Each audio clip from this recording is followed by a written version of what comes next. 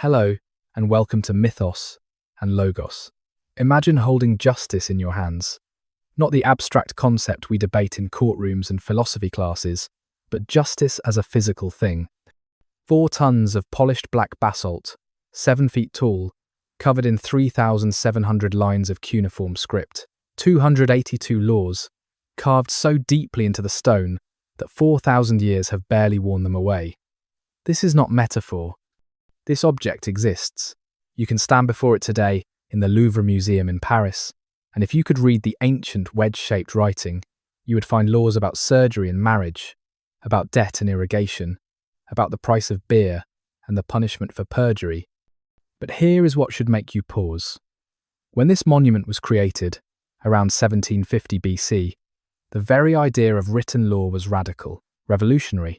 Most of the world settled disputes through custom, through the will of local strongmen, through the arbitrary decisions of whoever held the most power in that moment. Hammurabi, king of Babylon, looked at the chaos of his newly conquered empire and decided to do something that had rarely been attempted. He would write down the rules. He would make them public. He would carve them in stone so that no one, not even future kings, could pretend they did not exist. Tonight, we will travel back to the moment when law became visible, when justice stopped being whatever the powerful said it was and became something you could point to, something you could read, something that applied, at least in theory, to everyone. We will walk through the streets of ancient Babylon and see how these laws shaped every aspect of life, from the merchant counting silver in the marketplace to the surgeon making the first cut with his bronze knife. We will discover that many of our assumptions about ancient justice are wrong, that the famous phrase "an eye for an eye" meant something very different than we think, and that women in Babylon had legal rights that would not exist in much of the world for thousands of years to come. May I ask for your help? Liking and subscribing takes just a moment, but makes a huge difference for the channel. I'm grateful for your consideration. I'm also always amazed by our international reach, so I would appreciate hearing where you are joining from and your local time. Feel time's current reversing, pulling you gently into Mesopotamia, the land between 2 rivers, in the early 2nd millennium BC.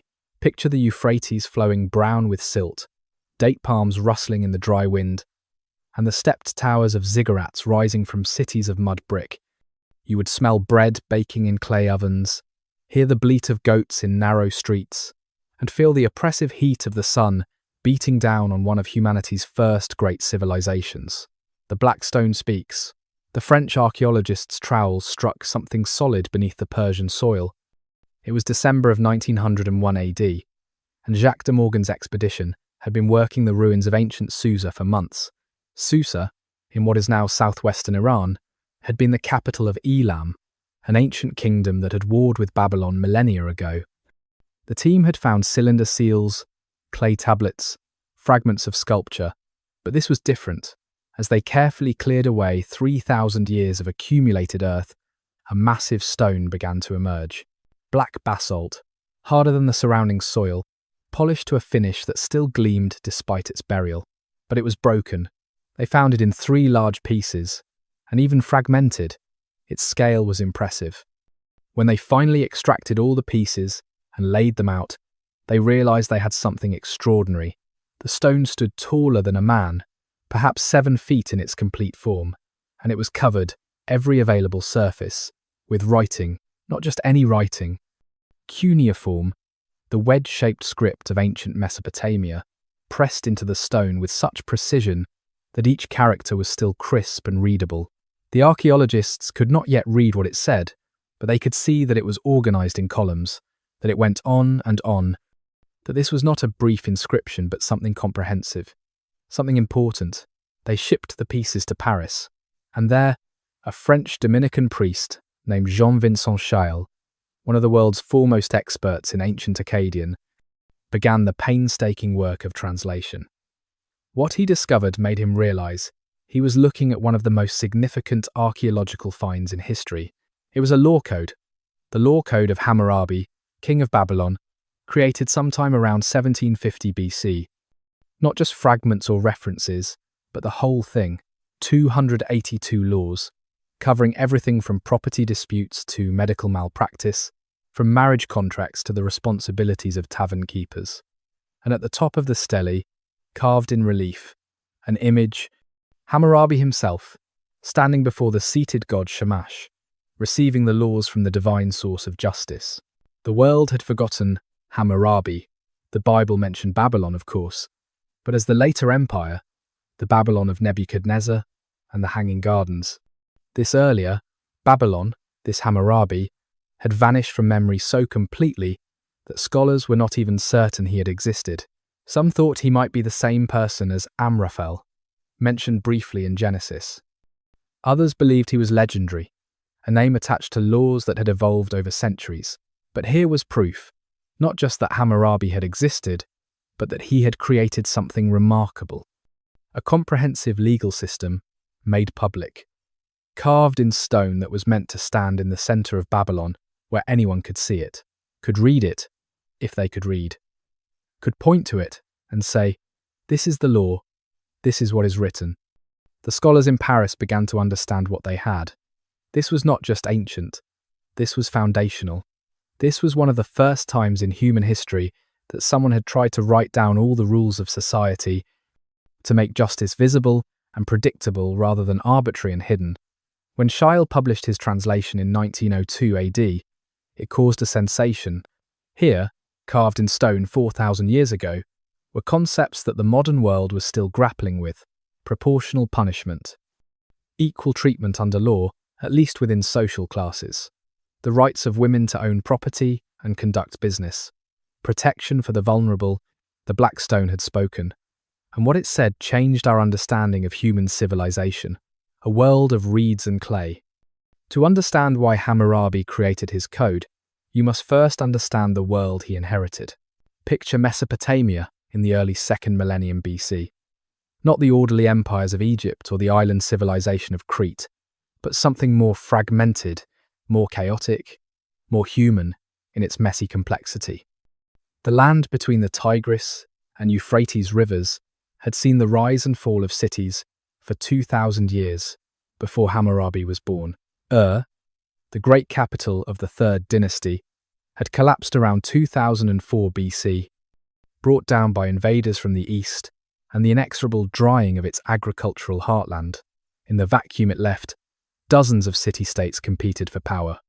Isin, Larsa, Eshnunna, Assyria, Mari, and Babylon, just one city among many, not yet the empire it would become. Each city was its own world. Each had its own gods, though they shared the same pantheon of Sumerian and Akkadian deities. Each had its own system of governance, its own customs, its own way of settling disputes. A merchant travelling from Babylon to Mari, perhaps 300 miles up the Euphrates, would encounter different weights and measures, different legal assumptions, different ideas about what constituted a fair contract. If he was wronged in Mari, would Babylon's customs protect him? If he had to take someone to court in Eshnunna, what law would the judges apply? This was the normal state of affairs. People accepted it the way we accept that different countries have different laws today, but it made everything harder. Trade was complicated. Diplomatic marriages were risky because different cities had different rules about dowries and divorce. Alliances were fragile because there was no common understanding of what constituted a binding oath. The cities themselves were miracles of human ingenuity, rising from flat alluvial plains with almost no stone, no timber, nothing but mud and water, and the endless hard work of thousands of people. They built with what they had: sun-dried brick, baked brick for important structures, reeds bound together for the simplest homes. The great temples, the ziggurats, were mountains made by human hands, layer upon layer of brick rising toward the heavens where the gods were believed to dwell. Water was everything. The Tigris and Euphrates flooded annually, but not as predictably as the Nile. Irrigation channels had to be dug, maintained, defended. A city that lost control of its water supply lost everything. Upstream cities could dam the rivers, starving downstream cities of water and silt. Disputes over water rights led to wars. Success in managing irrigation led to prosperity. The calendar itself was organized around the agricultural cycle, the flooding of the rivers, the planting and harvest. And everywhere, clay, tablets. Thousands of them, tens of thousands, hundreds of thousands. The clay was free, abundant, and when baked it lasted forever. So the Mesopotamians wrote everything down. Business contracts, astronomical observations, mathematical calculations, love poems, hymns to the gods, school exercises, jokes, complaints about bad copper. They pressed their reed styluses into soft clay and created wedge-shaped marks that recorded their entire civilization. If you wanted to prove you owned a house, you needed a clay tablet with the sale documented. If you wanted to hold someone to a contract, you needed witnesses who could testify to what was written on the tablet. But here is the problem. Each city had its own scribal traditions, its own court procedures, its own judges who interpreted custom differently. There was no single law, no unified system. If you were powerful, you could probably get justice. If you were not, you might get whatever the local strongman decided was fair that day. This was the world Hammurabi inherited when he became king of Babylon around 1792 BC. A world of brilliant civilization and maddening inconsistency. A world that was crying out, though it did not yet know it, for someone to write down the rules and make them apply to everyone. The young king, Hammurabi, was not supposed to be a world changer. When he inherited the throne of Babylon from his father, Sin-Muballit, he became king of a relatively minor city-state. Babylon itself was ancient, yes, but it had never been a great power. Other cities were larger, wealthier, more influential, so Larsa to the south controlled the old Sumerian heartland. Eshnunna to the east was a military threat. The kingdom of Elam, beyond the Zagros mountains, raided Mesopotamia whenever it sensed weakness. And far to the north, Assyria was beginning to flex its muscles. The young king, perhaps in his 20s when he took the throne, must have understood that he had inherited a dangerous position. Babylon was strategically located where major trade routes converged, which made it valuable and vulnerable. It was strong enough to be worth attacking, but not strong enough to easily defend itself. So Hammurabi did what successful rulers in impossible positions have always done.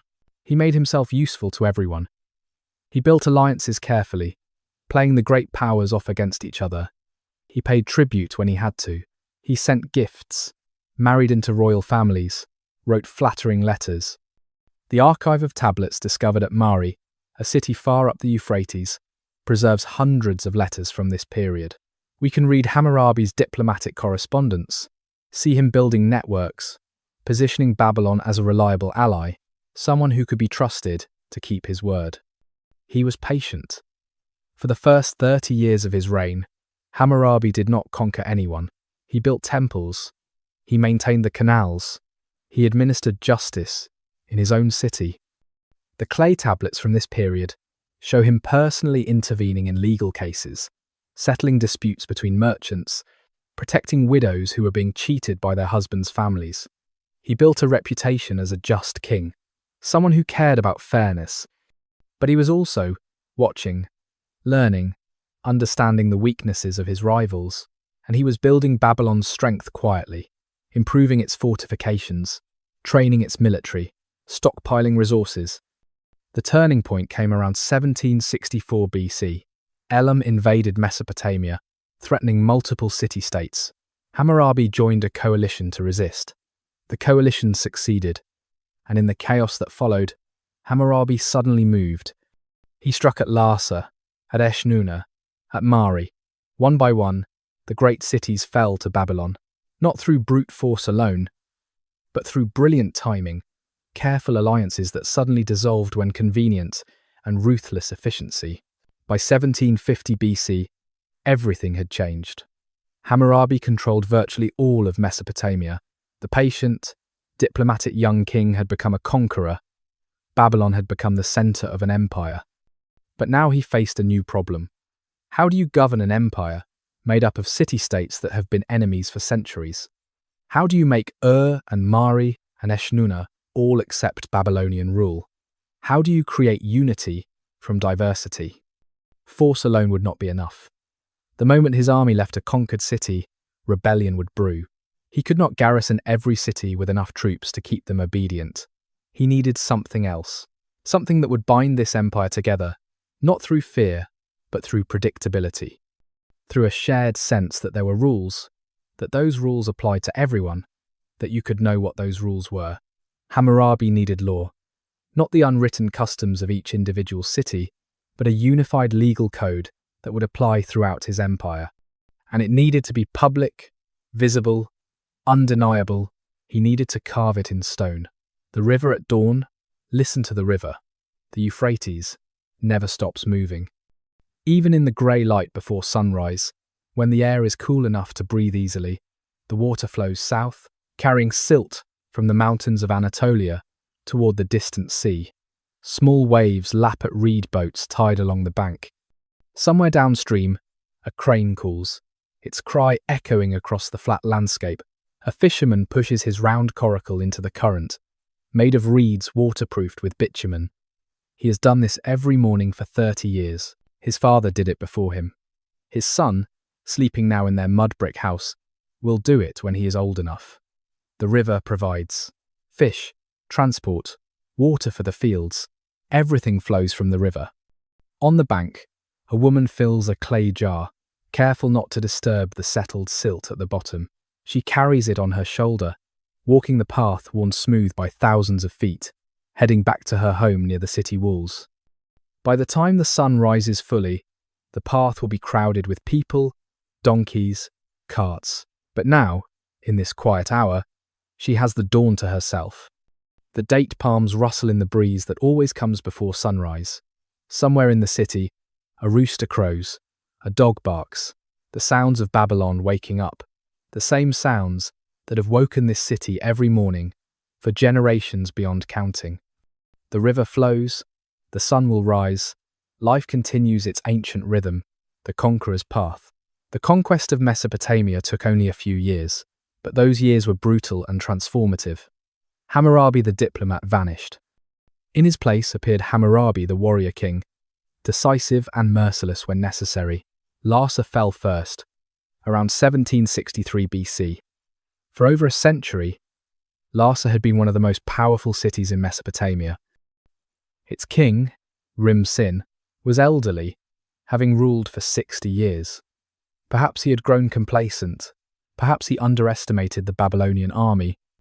The siege was not long, and when Larsa's walls were breached, Hammurabi showed he understood the psychology of conquest. He did not destroy the city.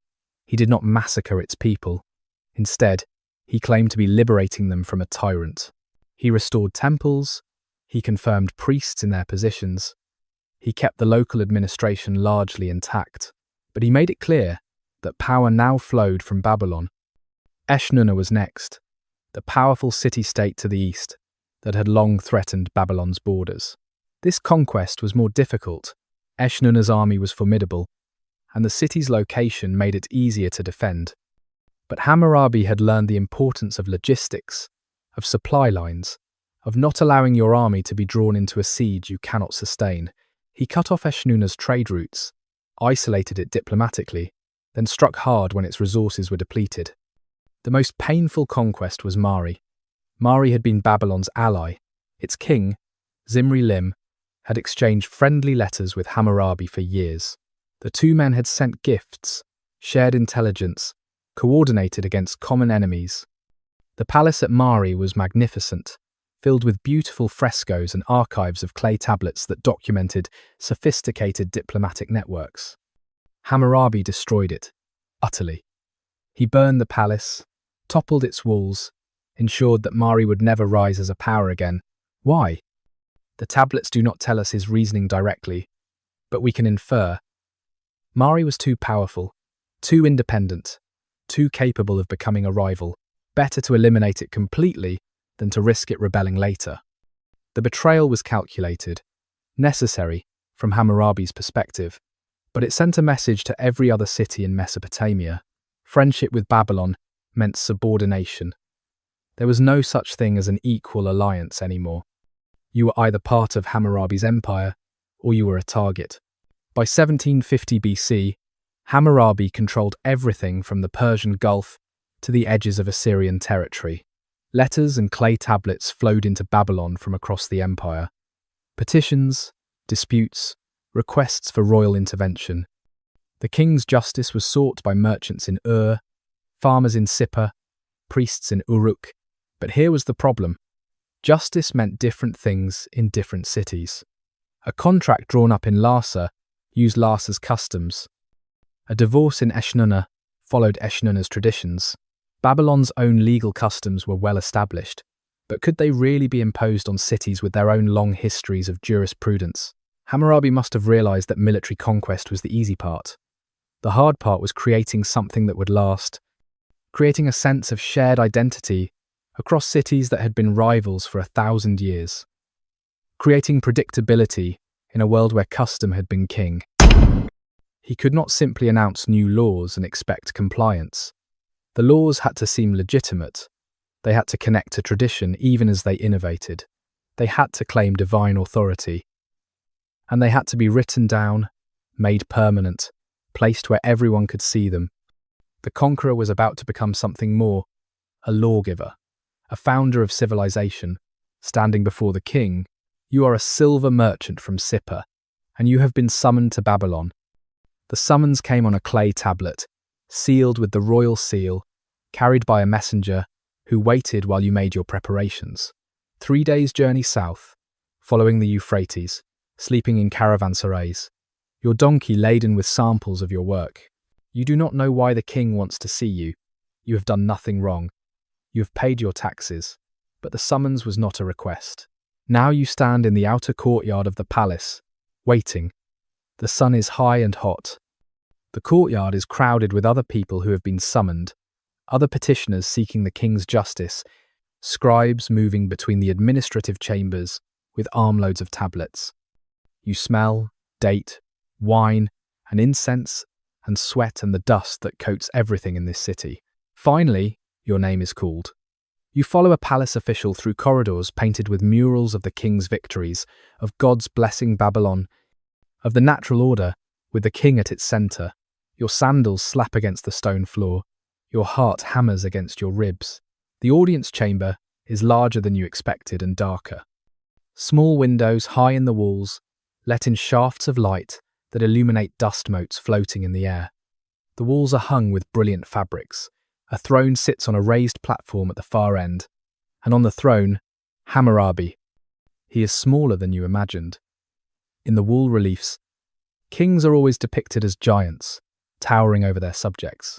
But Hammurabi is simply a man, perhaps 50 years old now, his beard elaborately curled in the Babylonian fashion, his eyes intelligent and watchful. He wears a simple robe but a magnificent headdress. He looks like he could add numbers in his head, like he reads reports late into the night, like he makes decisions that he knows will send men to their deaths and makes them anyway because that is what ruling requires. An official announces you. The king gestures for you to approach. You kneel as is proper, and he speaks to you, not in the distant formal language of proclamations, but conversationally, like one merchant to another. He asks about silver prices in Sippar, about how contracts are being structured, about what happens when one party claims the other has violated the terms. He is gathering information. You realize this is not about you at all. You are simply a source of data about how trade actually works, how people actually interact, what problems actually come up in daily commerce. You answer as honestly as you can. You tell him about disputes over weight and purity, about merchants who claim they delivered one quality of silver but provided another, about contracts that are ambiguous, that different people read different ways, about judges in Sippar who interpret custom one way, while judges in Babylon interpret it another.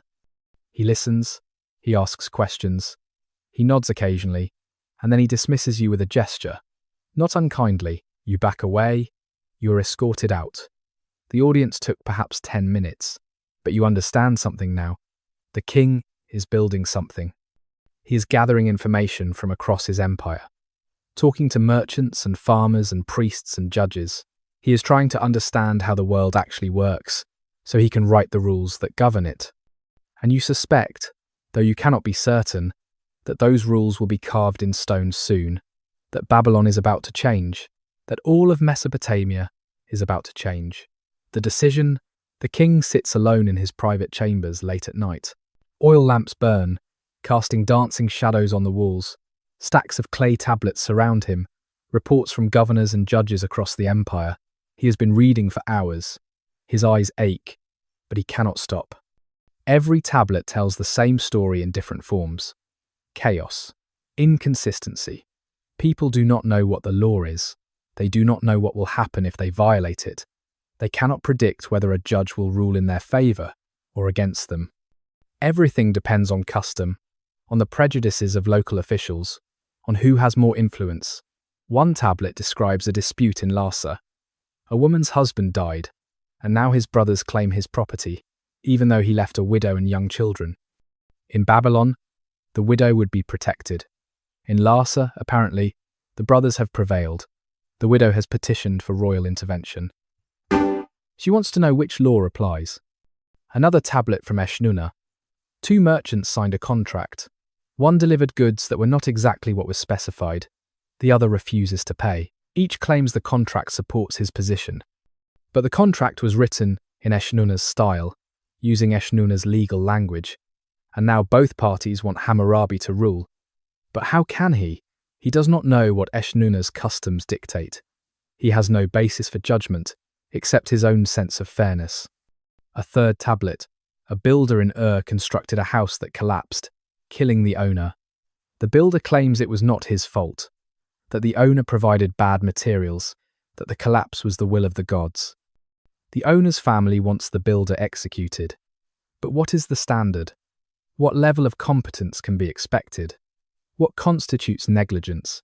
Hammurabi knows he cannot personally review every dispute in his empire. There are too many, and he is only one man. He needs governors and judges he can trust.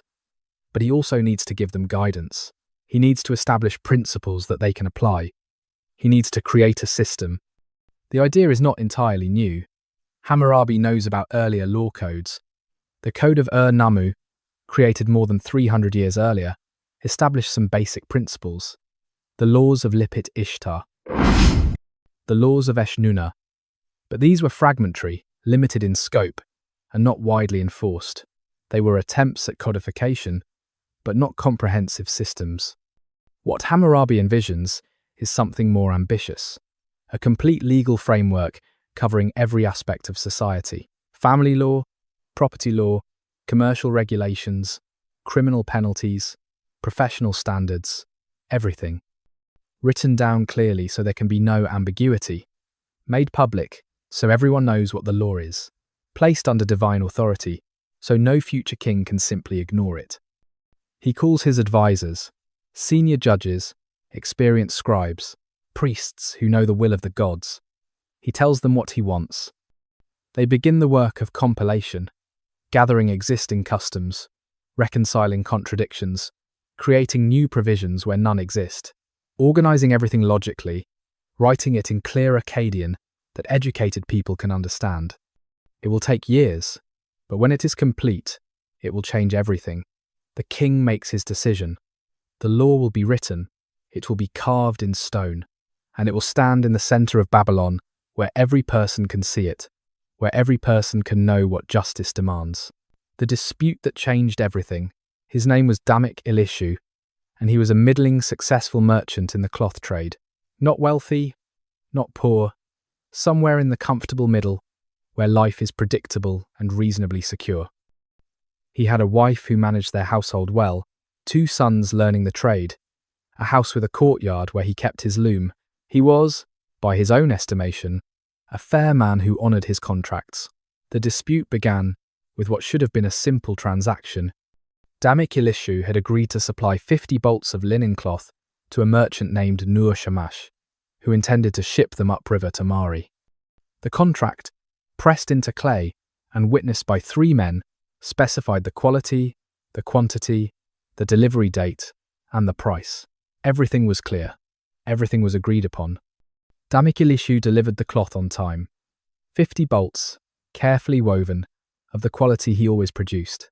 He was proud of his work, but Nur Shamash inspected the cloth and shook his head. This was not what he ordered. The weave was too loose. The colour was not quite right. He refused to accept delivery and demanded his deposit back. Damik-Elishu was stunned. He had delivered exactly what was specified in the contract.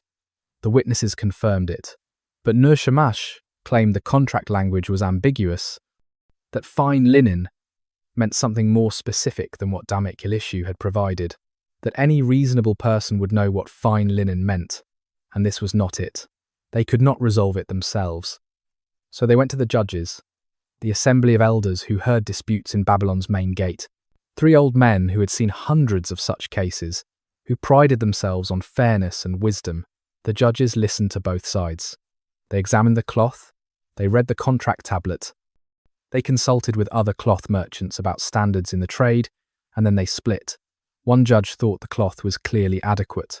Another thought Nur-Shamash had a point about the ambiguity. The third could not decide. They argued among themselves. They called in more witnesses. The case dragged on for weeks. Finally, they reached a compromise. Damik-Elishu would take the cloth back, but Nur-Shamash would pay half the contract price as compensation for the time and effort. Neither side was happy. Damik-Elishu lost money on materials and work. Nur-Shamash paid for cloth he did not receive. Both felt cheated. But here is what troubled Damik-Elishu. If he had this dispute in Larsa, or Ur, or Sippar, would the ruling have been the same? He suspected not. He suspected every city, every group of judges, would have ruled differently.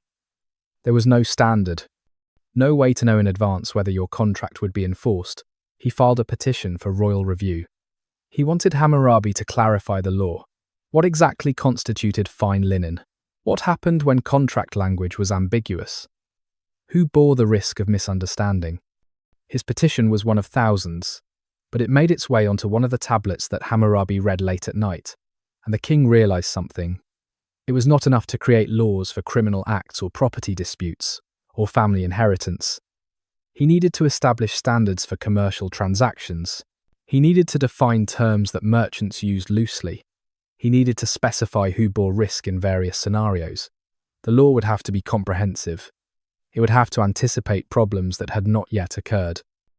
It would have to be specific enough to provide guidance, but flexible enough to apply to new situations. Damik-Elishu never knew that his dispute helped shape the Code of Hammurabi. He died before the stele was erected, his name forgotten except on a few clay tablets mouldering in the palace archives. But his quarrel over 50 bolts of linen cloth contributed to one of the most important documents in human history, because Hammurabi understood something crucial. Justice required predictability, and predictability required writing the rules down where everyone could see them. The monument? The stele was meant to be seen. That was its entire purpose. 7 feet of black basalt, polished until it gleamed, placed in a public space where anyone who passed by could stop and look. The top third was carved in relief, a scene that every Babylonian would recognize immediately. A seated figure, larger than life, holding the rod and ring of kingship. This was Shamash, god of the sun and justice, divine judge, who saw all human action from his position in the heavens. And standing before him, respectful but not cowering, was Hammurabi himself, receiving the symbols of law from the god. The image made a claim that was both political and theological. These were not simply Hammurabi's laws.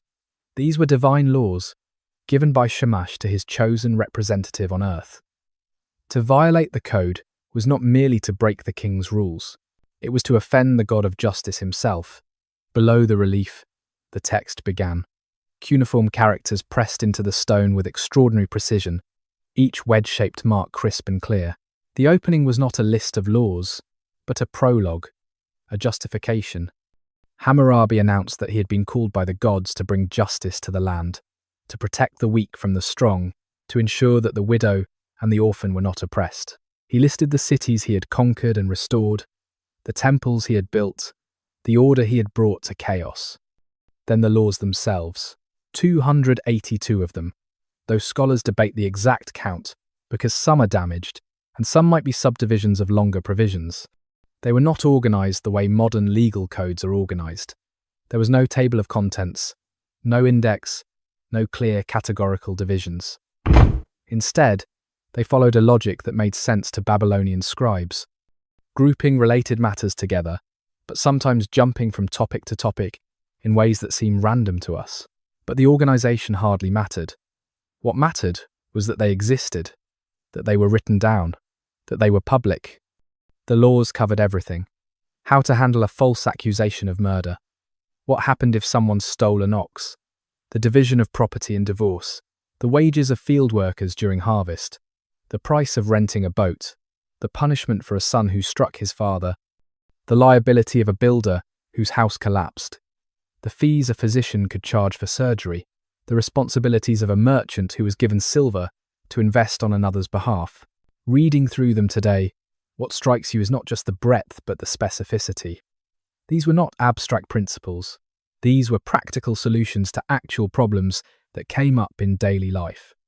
Someone had thought through what could go wrong in virtually every common transaction and had provided a remedy.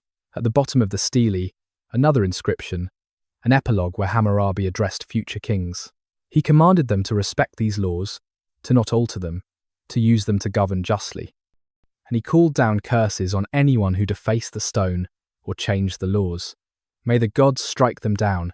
May their reigns be short and troubled. May their names be forgotten. The stone itself was a political act. By making the laws public and unchangeable, Hammurabi was limiting his own power and the power of his successors. Of course, kings could ignore the code if they chose, but ignoring it would require justification. The code created expectations. It established standards against which royal justice could be measured. 4,000 years later, the stone still exists. Most of the laws are still readable. The image of Hammurabi receiving justice from Shamash is still clear. The monument achieved what it was designed to achieve. It made law visible. It made justice something you could point to. It transformed the idea of governance from the arbitrary will of the powerful into something that could be written down and, at least in theory, applied equally to all, the three classes. The code did not establish equality. That idea would have been incomprehensible to ancient Babylonians. Their society was stratified by birth, by wealth, by freedom. What the code established was predictability within that hierarchy. If you knew your place in the social order, you knew what the law required of you and what protection it offered. The code recognized three broad categories of people. The Awailu, which scholars usually translate as free citizens or free men. These were property owners, merchants, priests, scribes, anyone with significant economic independence and social standing. Then the Mushkenu, a more ambiguous category, perhaps best understood as common free people or commoners, those who are free but lacks the property and status of the Awilu. And finally the Wardu, slaves, who had essentially no legal rights except through their masters. The code did not explain these categories explicitly. It assumed everyone knew what they meant, because everyone lived within this system every day. But you can see the distinctions in how the laws treated the same action depending on who was involved. If an Awalu struck another Awalu and knocked out his tooth, the penalty was clear. An eye for an eye, a tooth for a tooth. But if an Awailu struck a Mushkenu and knocked out his tooth, the penalty was different. A fine of silver, the amount varying based on the severity of the injury. And if someone struck a slave belonging to another person, the remedy was compensation paid to the slave's owner for the economic loss. The same pattern repeated throughout the code. The penalty for murder depended on who was killed. The compensation for injury depended on who was injured. The fee for medical treatment depended on who was being treated. And a Wailu paid more for a physician's services, but also received more compensation if the physician's treatment failed and caused harm. This might seem unjust to us, this formal inequality written into law, but consider what it replaced. Before Hammurabi, there was no formal system at all. Punishment depended entirely on the power and connections of the injured party and the accused. A wealthy merchant who killed a poor farmer might face no consequences at all if he had the right alliances. A poor man who merely insulted someone powerful might be beaten or enslaved. The code did not eliminate inequality, but it limited arbitrary power. It said that even if you were Awilu, there were rules about what you could do to Mushkenu or Wardu. You could not simply harm someone of lower status without consequences. The consequences were different from harming a peer, yes, but they existed, they were written down, they were predictable. Moreover, the distinctions were not absolute. A slave could be freed and become mushkenu. A mushkenu who prospered could sometimes achieve awilu status. A merchant's daughter, who married a priest, became part of the awilu class regardless of her father's exact status. The categories were real but permeable. What the code created was not justice as we understand it, but it was order. It was a system where people knew the rules, where a farmer could read, or have read to him, what would happen if his neighbour's ox trampled his field, where a merchant could know in advance what penalty he faced if he failed to deliver on a contract, where a woman could understand what rights she had if her husband died or divorced her. The code took the chaos of custom and made it visible. And visibility, even of inequality, was a form of progress. Property and commerce. Babylon was a commercial civilization. People bought and sold constantly. Land, houses, slaves, livestock, grain, cloth, metals, dates, beer, everything had a price, and that price was usually calculated in silver. Not coins, because coinage had not yet been invented, but silver by weight, a shekel of silver, a mina of silver, carefully weighed on balance scales that merchants carried. The code devoted enormous attention to commercial transactions because getting commerce right was essential to everything else. If merchants could not trust contracts, trade collapsed. If loans were not repaid, lending ceased. If theft was not punished consistently, property rights meant nothing. The laws governing loans were sophisticated. Interest was permitted but regulated. For silver loans, the annual interest rate could not exceed 20%. For grain loans, 33 1/3%. These were not small interest rates by modern standards, but they were limits. Before the code, a desperate borrower might agree to any terms, finding himself trapped in debt he could never repay. The code also addressed what happened when someone could not repay a loan. The creditor could take the debtor's family members as debt slaves, but only for 3 years. After 3 years, they had to be released regardless of whether the debt was fully repaid. This was revolutionary. It meant that debt was not permanent slavery. It meant that a bad harvest or a failed venture would not destroy your family forever. Theft was treated harshly. If you stole an ox or a sheep belonging to a temple or the palace, you had to pay back 30 times its value. If you could not pay, you were executed. If you stole from a private citizen, the multiplier was only 10 times. And if you could prove you received the stolen goods unknowingly, you might escape with a fine. But theft of temple or palace property was treated as something close to sacrilege. The temples and the palace were the foundations of social order. Stealing from them was stealing from the community itself. Property boundaries were sacred. If you moved your neighbour's boundary stone to steal a portion of his field, the penalty was severe. The code understood that in a society where most people were farmers, and where survival depended on knowing exactly how much land you could cultivate, boundary disputes could destroy communities. So the law was clear. Boundary stones could not be moved. Surveys could not be falsified. The land you inherited was the land you passed to your children. The code also regulated what we would call consumer protection. If a merchant sold beer that was watered down or measured incorrectly, she could be drowned. This sounds extreme, until you understand that in a city where beer was a staple food, where workers often received part of their wages in beer, and where clean water was not always available, cheating on beer measurements was literally life-threatening. The harsh penalty reflected the seriousness of the offence. Partnerships were common, and the code provided rules for them. If 2 merchants pooled their silver to fund a trading expedition, and one merchant lost the silver through negligence, he had to repay his partner's share. But if the silver was lost through robbery or unavoidable disaster, the loss was shared equally. This created incentives for careful management, while acknowledging that some risks were beyond anyone's control. The code recognized that commerce required trust, and trust required rules that everyone understood. A merchant traveling from Babylon to Ur needed to know that contracts signed in Babylon would be honored in Ur. A farmer lending grain to his neighbor needed to know he would be repaid or compensated. A woman buying a house needed to know the seller actually owned it and had not stolen it or sold it to 3 other people already. By writing down these rules, Hammurabi created the foundation for economic growth. When people can predict what will happen, they take risks. They invest. They innovate. They build businesses that last beyond their own lifetimes. The code did not create Babylon's prosperity, but it sustained and amplified it. The merchant's ledger. Her name was Ninmar, and she dealt in dates. Not the romantic kind involving courtship, but the fruit that grew in vast groves along the Euphrates, the sweet staple that kept people alive when grain harvests failed.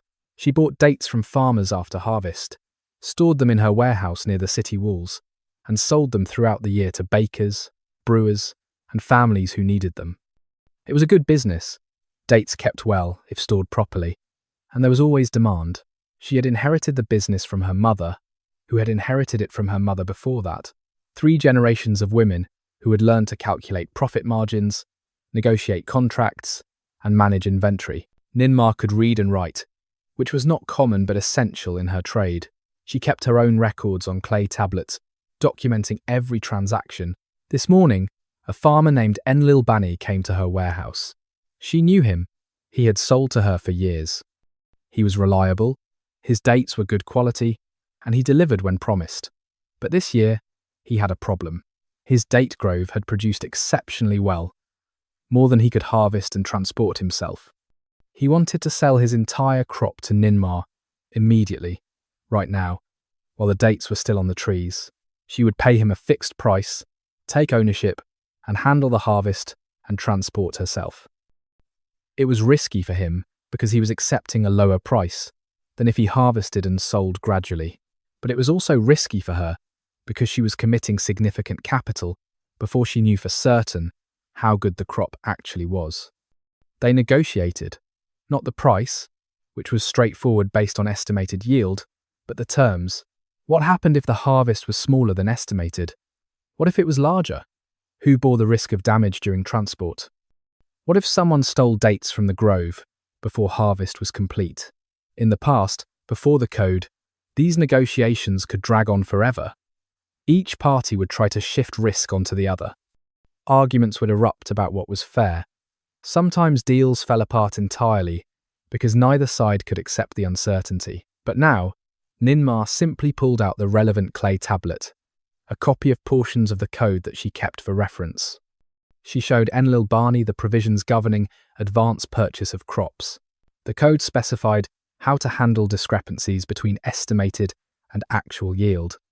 It clarified who bore risk at each stage. It provided default rules that applied unless the parties explicitly agreed otherwise. They still negotiated, but within a framework. They knew what would happen if they did not specify otherwise. They knew a judge would refer to the code if a dispute arose later, so they agreed quickly, pressed their seals into a new clay tablet that documented the contract, and called in witnesses from the street to confirm the agreement.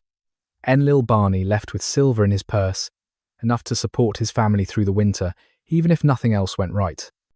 Ninmar arranged for workers to harvest the dates, knowing she had legal recourse if Enlil Bani had misrepresented the quality or quantity. Both felt reasonably confident they had made a fair deal. This happened 1,000 times a day across Babylon. The code did not eliminate risk or guarantee profit, but it made commerce predictable. It created a common language for business. It meant that a widow, like Ninmar, could operate independently, using the written law to protect herself from those who might take advantage of her gender or lack of family connections. She stored her copy of the code provisions carefully. She read them often, and she taught her daughter to read them too, because this was how their family survived. Not through connections or luck, but through understanding the rules and using them skillfully. Marriage and family. Marriage in Babylon was fundamentally an economic and social contract. Love might grow between spouses, and certainly some marriages were happy, but the primary purpose was creating stable households, producing legitimate heirs, and managing property across generations. The code treated marriage accordingly, with detailed provisions that sound almost clinical to modern ears. but that provided crucial protections for everyone involved. A marriage began with a contract. The groom's family paid a bride price to the bride's family, compensating them for losing her labor and childbearing capacity. But the bride also brought a dowry, property that remained hers even after marriage. If the marriage ended, the dowry went back to the bride or to her children. This meant a woman entering marriage had economic resources that her husband could not simply confiscate. It gave her leverage. The code specified what happened in various scenarios. If a man wanted to divorce his wife, and she had borne him children, he had to return her dowry and give her a portion of his property sufficient to raise the children. If she had not borne children, he still had to return the dowry and pay compensation equal to the original bride price. Divorce was permitted, but expensive. A man could not simply cast his wife out without consequence. More surprising, women could initiate divorce under certain circumstances. If a man failed to support his wife adequately, if he was absent for extended periods without providing for her, if he took a second wife without justification, the first wife could petition for divorce. She could reclaim her dowry and return to her family. This was not equality, obviously. The standards for male and female behavior were different, but it was protection. It meant a woman was not entirely at the mercy of her husband's whims. Adultery was treated asymmetrically. If a married woman was caught with another man, both could be drowned unless the husband chose to pardon his wife. But if a married man slept with an unmarried woman, it was not technically adultery. The code reflected the reality that men, particularly wealthy men, often had concubines or visited prostitutes.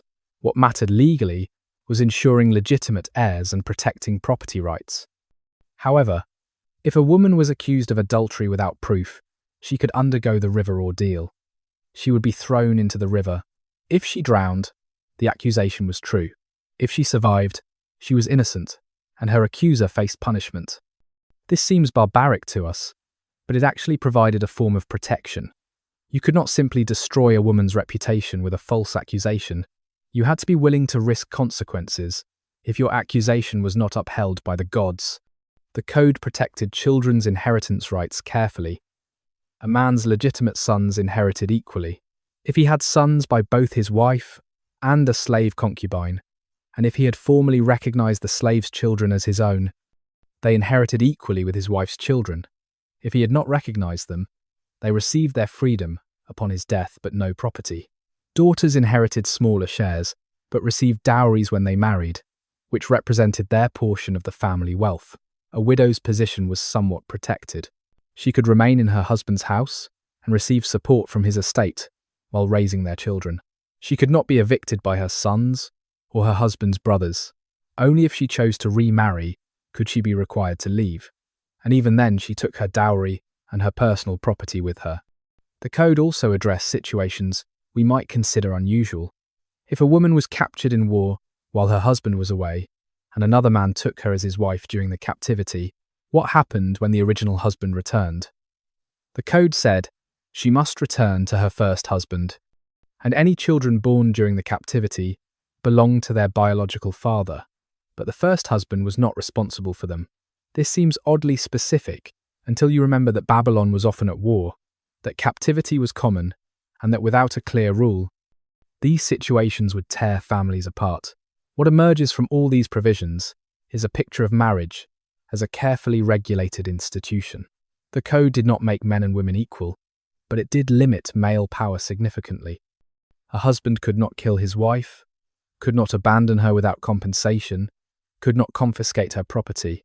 A father had to support his children and could not disinherit them without cause.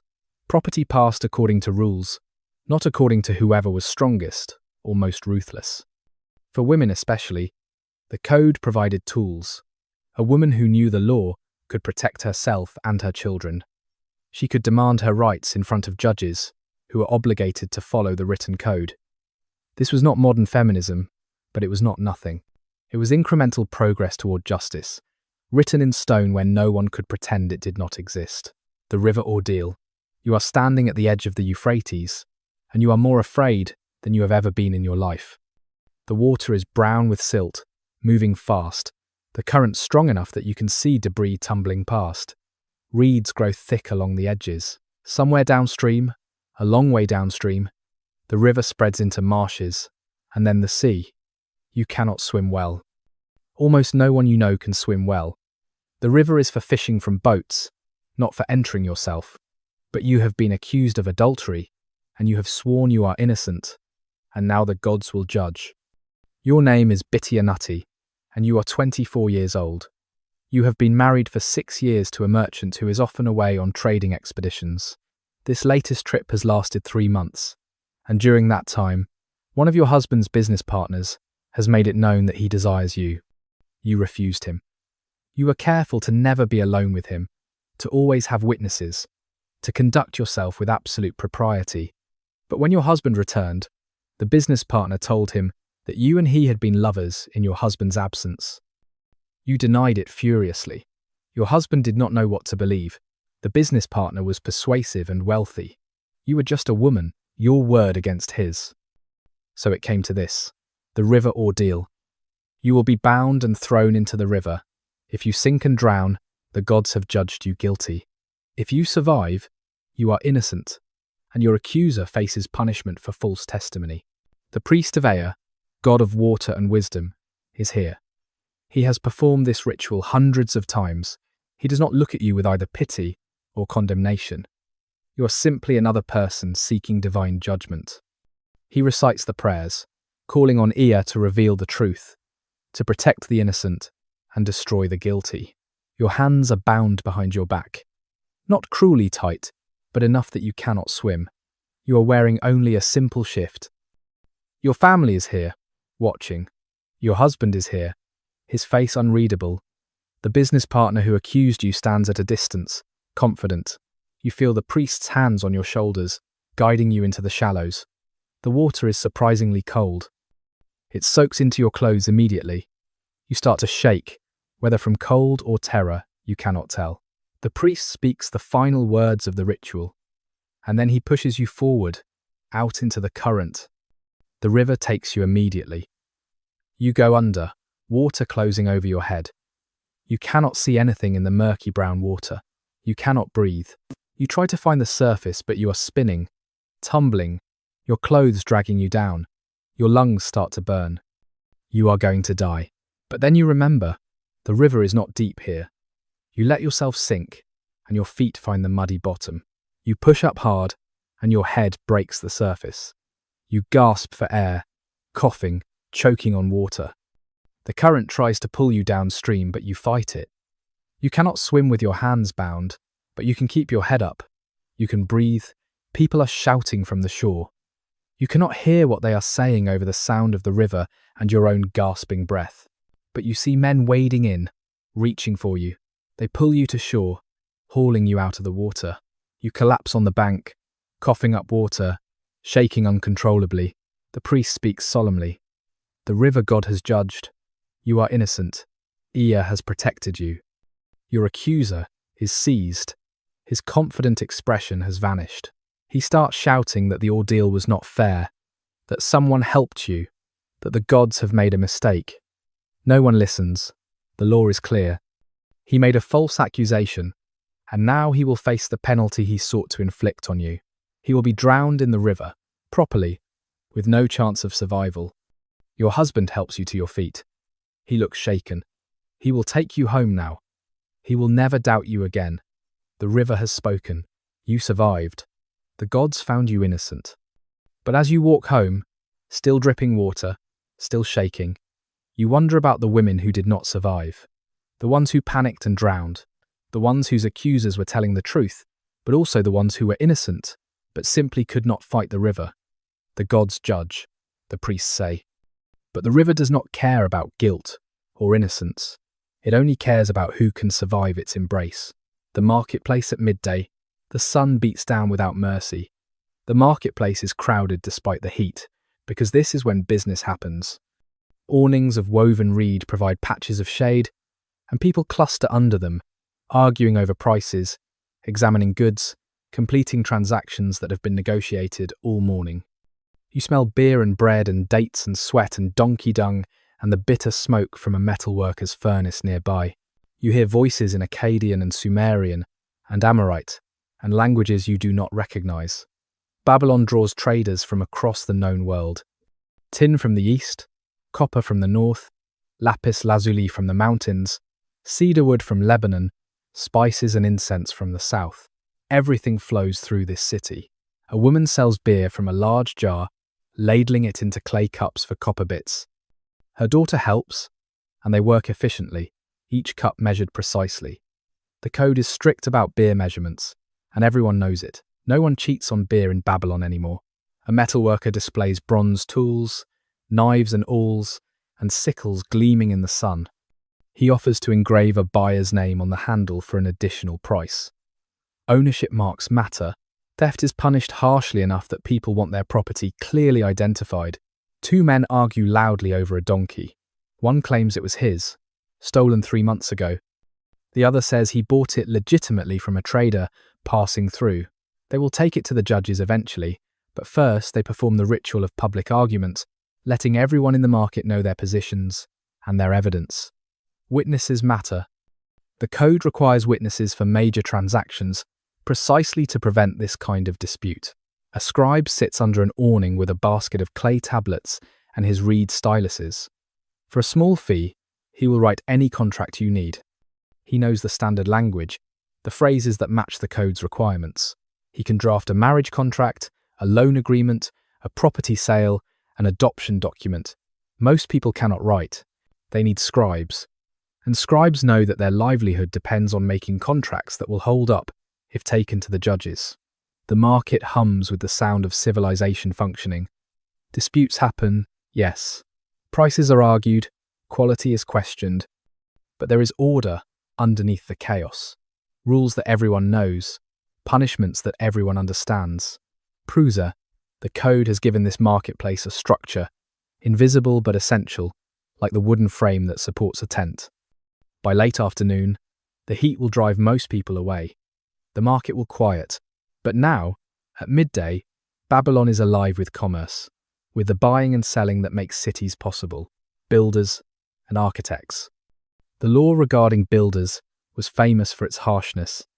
If a builder constructed a house and it collapsed, killing the owner, the builder was executed. If it killed the owner's son, the builder's son was executed. If it killed a slave, the builder had to provide the owner with a replacement slave of equal value. If it merely damaged property without killing anyone, the builder had to repair it at his own expense and reinforce it to prevent future collapse. This sounds brutal. Why should a builder's son die for his father's mistake? But consider the context. Buildings in Babylon were made almost entirely of mud brick. Stone was rare and expensive. Wood was imported and costly.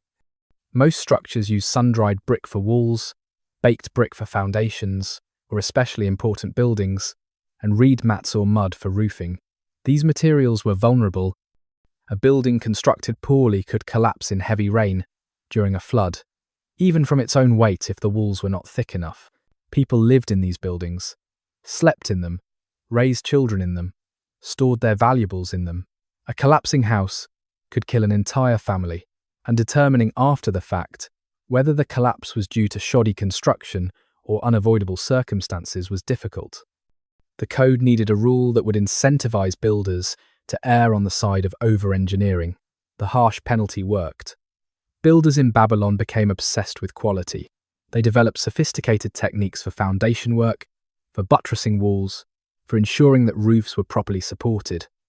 They learned which mud brick should be reinforced with straw, and how thick walls needed to be for different heights. They understood water damage and built accordingly. A successful builder could become wealthy. People would pay substantial premiums for houses constructed by someone with a reputation for quality. Families would pass down information about which builders were reliable. The code created a market for competence. The best builders formed something like guilds, teaching apprentices not just construction techniques but the legal requirements. A master builder would explain to his apprentices that every corner had to be square, every wall plumb, every foundation deep enough. Not because it looked better, though it did, but because your life and your son's life depended on the building standing. Accidents still happened, of course. Heavy rains could undermine foundations. Earthquakes, though rare, could topple even well-built structures. But when a building collapsed, investigators would examine the wreckage carefully. They would look at how the foundation was laid, how the walls were constructed, whether proper techniques had been followed, if the builder had cut corners, if he had used inferior materials or inadequate methods. He faced the law's full weight. This created an interesting dynamic. Builders became conservatives, sticking to proven methods, resisting innovation that might be risky, but they also became educators, constantly training the next generation, passing down knowledge that had been earned through trial and disaster. The architectural knowledge of Babylon was literally written in the lives of builders and their sons. Modern building codes descend, however indirectly, from Hammurabi's harsh law. The principle that builders bear responsibility for their work, that quality matters more than speed or cost, that lives depend on construction standards, this all begins here, carved in stone 4,000 years ago. Physicians and surgeons. Medicine in Babylon was a blend of practical knowledge and religious ritual. Physicians understood a great deal about anatomy, from experience with wounds and injuries. They knew how to set broken bones, stitch cuts, drain abscesses, remove foreign objects from wounds. They had developed tools, bronze knives of various sizes, probes, hooks for extracting arrowheads. They used bandages, salves made from plant materials, beer and wine for cleaning wounds. But they also believed that illness had spiritual causes. Demons or angry gods could afflict a person with disease, so treatments often involved both practical interventions and magical incantations, prayers, amulets. A physician might perform surgery while reciting spells to drive away the demon causing the infection. The code established clear rules for physicians. Their fees were regulated based on the patient's social class. To treat an awilu and cure him, a physician could charge 10 shekels of silver. To treat a mushkenu, 5 shekels. To treat a slave, the physician charged the slave's owner 2 shekels. These were significant sums, high enough to make medicine profitable, but low enough to be accessible. But the code also established penalties for failure. If a physician operated on an awilu's eye with a bronze lancet and destroyed the eye, the physician's hand was cut off. If he operated on a slave and killed him, he had to provide a replacement slave. The penalties were proportional to the patient's status, but severe enough to ensure physicians did not take unnecessary risks. This created interesting incentives. Physicians could refuse to treat cases they considered too dangerous. Nothing in the code required them to accept every patient, but refusing treatment damaged their reputation and reduced their income. So physicians had to constantly evaluate risk against potential reward. The most skilled physicians became famous. People would travel to see them, but they also developed conservative practices, treating only conditions they understood well. Experimental treatments were rare because the cost of failure was too high. Innovation happened slowly, through generations of careful observation and gradual refinement of technique.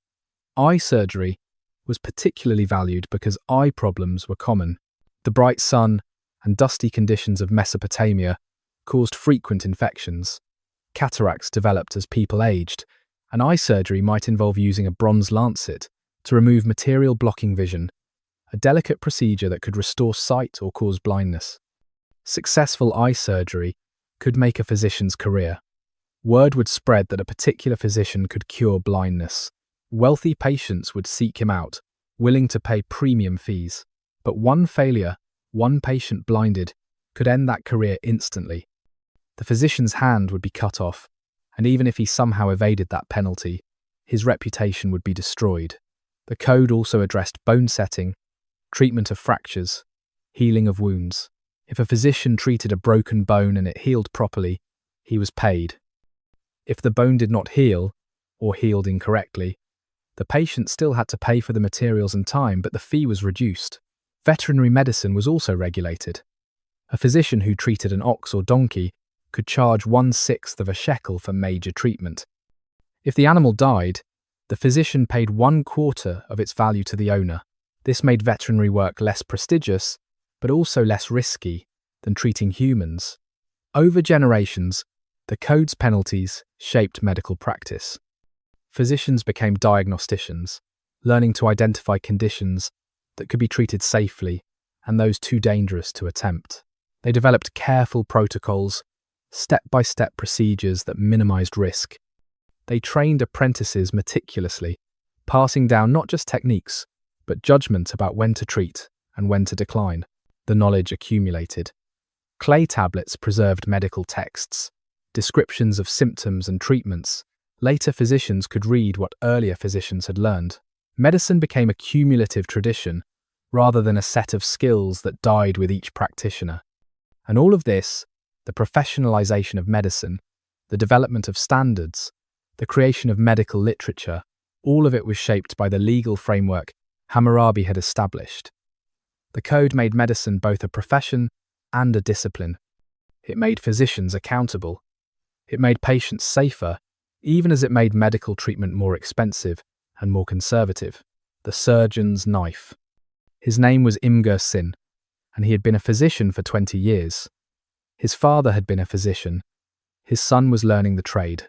They worked from a room near the market where people knew to find them. The room smelled of herbs and beer and blood and fear. Today's patient was a man named Silly Ishtar, a minor official in the palace administration. He had developed a growth on his eyelid, a hard lump that had grown slowly over months. Now it interfered with his vision, and worse, it was painful. He wanted it removed. Immersive examined him carefully, probing the growth gently with his fingers. It seemed to be on the surface, not deep in the eye itself. It was attached to the lid, but had not invaded the eyeball. This was good. This was something he might be able to treat. But there was risk, enormous risk. Silly Ishtar was Awilu, a free citizen of good standing. If Immersive operated and something went wrong, if he damaged Silly Ishtar's eye, his own hand would be cut off. He would never practice medicine again. His son would inherit nothing but shame.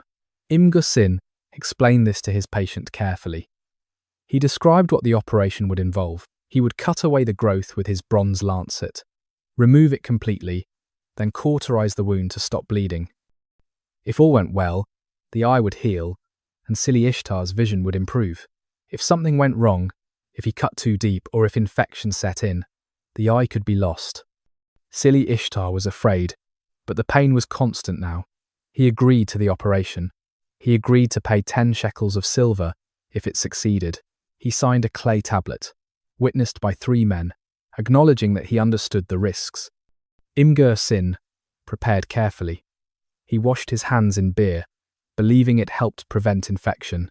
He laid out his instruments, 4 bronze lancets of different sizes, hooks, probes, clean linen for bandages. He said prayers to Ninurta, the healing god, asking for steady hands and clear vision. His son would assist, holding the patient still, handing him instruments. This was how the boy learned, by watching, by helping, by eventually attempting procedures himself under supervision. Silly Ishtar lay down on a wooden bench.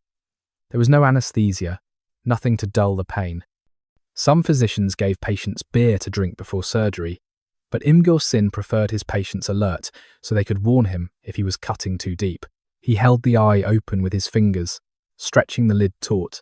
Silly Ishtar breathed in short gasps, trying to stay still. The growth was visible, a hard white lump. Immersive selected his smallest lancet, the one with the sharpest point. He cut. Silly Ishtar screamed, but Immersive's son held him steady. Immersive worked quickly, cutting around the base of the growth, separating it from the healthy tissue. Blood welled up, obscuring his vision, but he had done this before.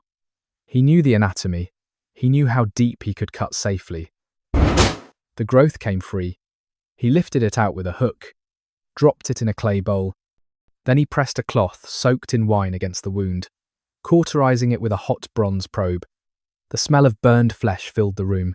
Silly Ishtar had stopped screaming, but was whimpering quietly. Immersive examined his work carefully. The cut was clean. The bleeding was stopping. The eye itself appeared undamaged. He applied a salve made from honey and herbs, believing it prevented infection. Then he bandaged the eye, wrapping linen around Silly Ishtar's head.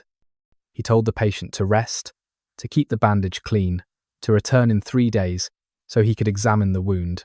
He told him what signs to watch for that might indicate infection. He gave him herbs to chew if the pain became unbearable. Then he waited. Those 3 days were always the worst. If infection set in, if the eye was damaged, he would know when he removed the bandage. Silly Ishtar returned on schedule. Imgur Sin unwound the bandage slowly, carefully. The wound was healing. The eye was clear. Silly Ishtar blinked experimentally, then smiled. He could see clearly. The growth was gone. The pain was gone. Imgur Sin accepted his 10 shekels of silver with relief and professional satisfaction. This was why he had trained for years, why he studied every patient carefully, why he refused cases he did not understand. The code demanded perfection, or at least it demanded success. He had provided success. His son had watched the entire procedure.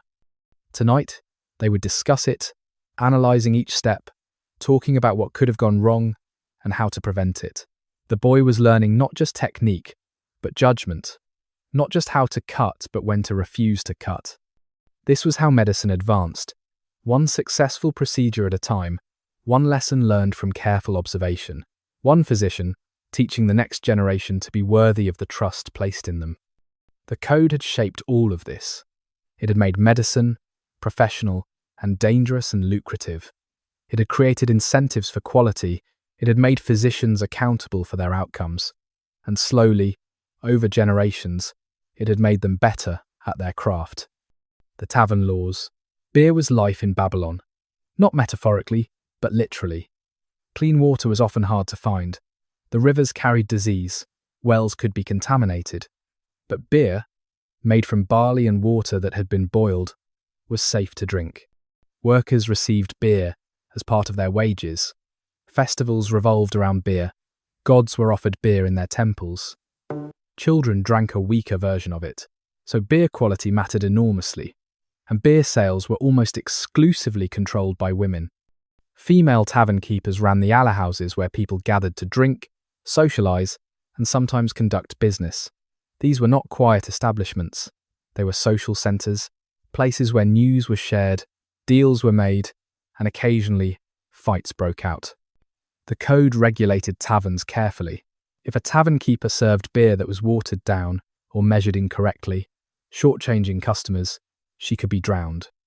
This was one of the few capital offences that applied to commercial transactions, showing how seriously Babylonian society took beer quality. If a tavern keeper allowed criminals to gather in her establishment and did not report them to the authorities, she was executed. Taverns could not become havens for thieves and rebels. The code made it clear that tavern keepers had civic responsibilities beyond just selling beer. Priestesses of certain orders were forbidden from entering taverns or opening taverns of their own. This reflected social boundaries about appropriate behaviour for women in religious roles.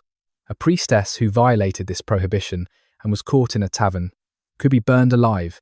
The harsh penalty reflected the seriousness of breaking religious vows.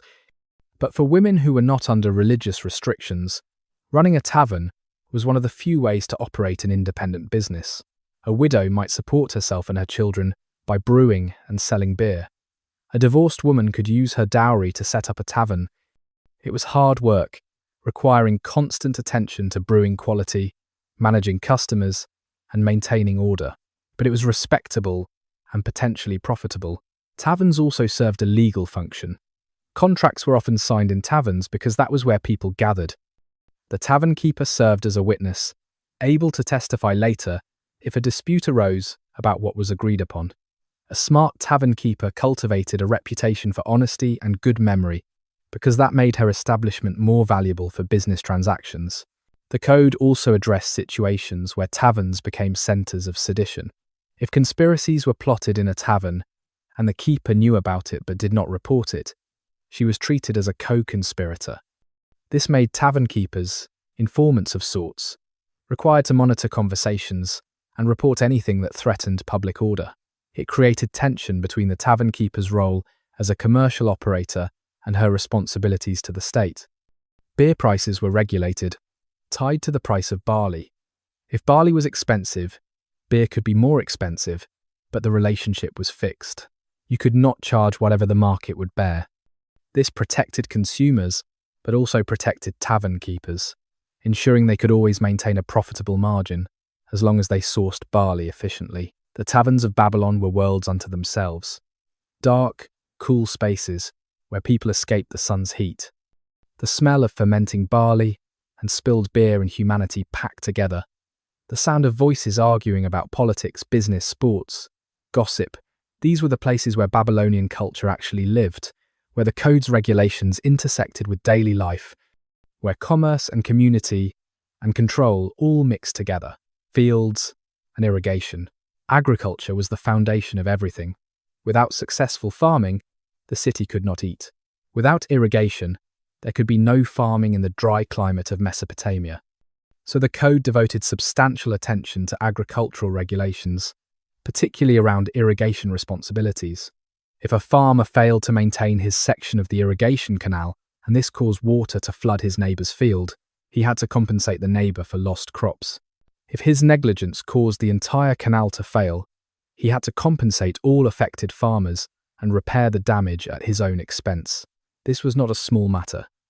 Repairing a major canal might take weeks of work by dozens of men. The compensation could be ruinous. The code created collective responsibility for irrigation infrastructure. Every farmer who drew water from a canal had responsibilities to maintain it. Letting a canal silt up or allowing banks to erode affected everyone downstream. So the penalties for irrigation negligence were severe enough to ensure everyone took their responsibilities seriously. Tenant farming was common. A landowner might lease his field to a farmer in exchange for a share of the crop, typically 1/3 or 1/2 depending on who provided the seed and tools.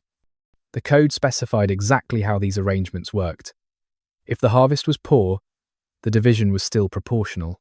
If the tenant farmer abandoned the field mid-season, he owed the landowner the expected crop value.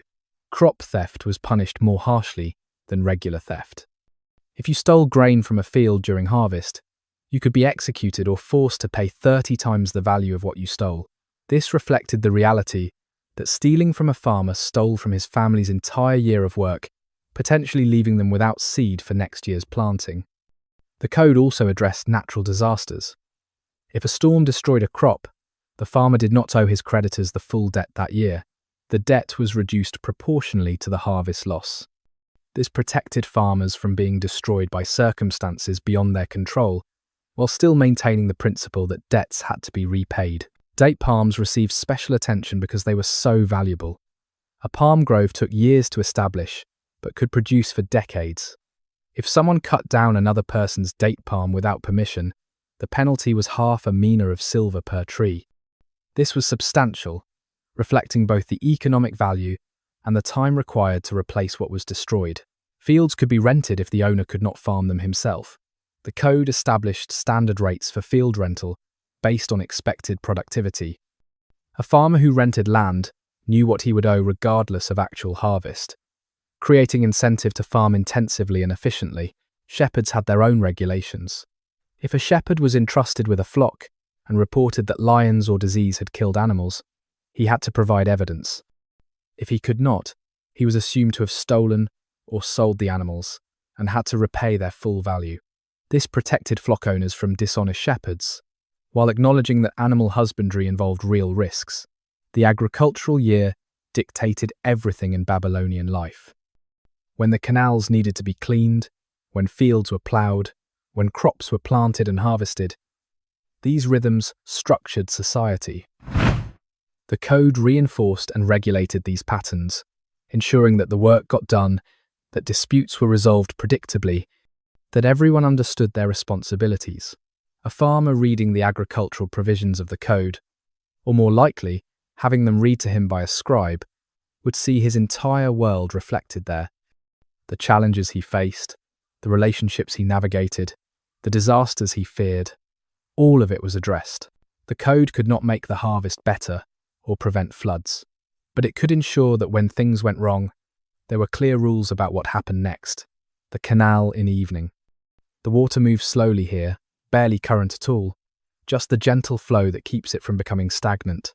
Insects skim across the surface. Small fish dart in the shallows. The sun is low on the horizon now, turning everything golden, and the date palms cast long shadows across the canal. A heron stands motionless in the reeds, watching for movement in the water. It has been standing there for an hour, perfectly patient, perfectly still. Eventually it will strike, lightning fast, and come up with a fish. But right now it simply waits. The workers have gone home. The field beside the canal is empty, the day's work finished. Tomorrow they will return, tending the barley that grows in neat rows, pulling weeds, watching for signs of disease or insect damage. But tonight, the field rests. You can hear water everywhere if you listen carefully. The canal itself, of course, its constant quiet murmur, but also water seeping through the soil, draining slowly toward the river. Water in the irrigation ditches that branch off the main canal, carrying moisture to the furthest corners of the fields. Water in the roots of plants, drawn up from the earth by mysterious processes that no one fully understands.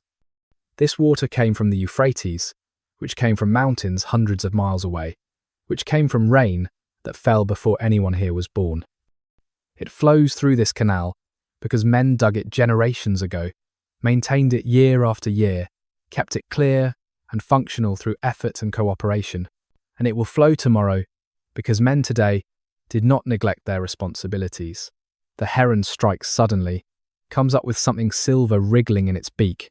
It swallows, then settles back into stillness, waiting for the next opportunity.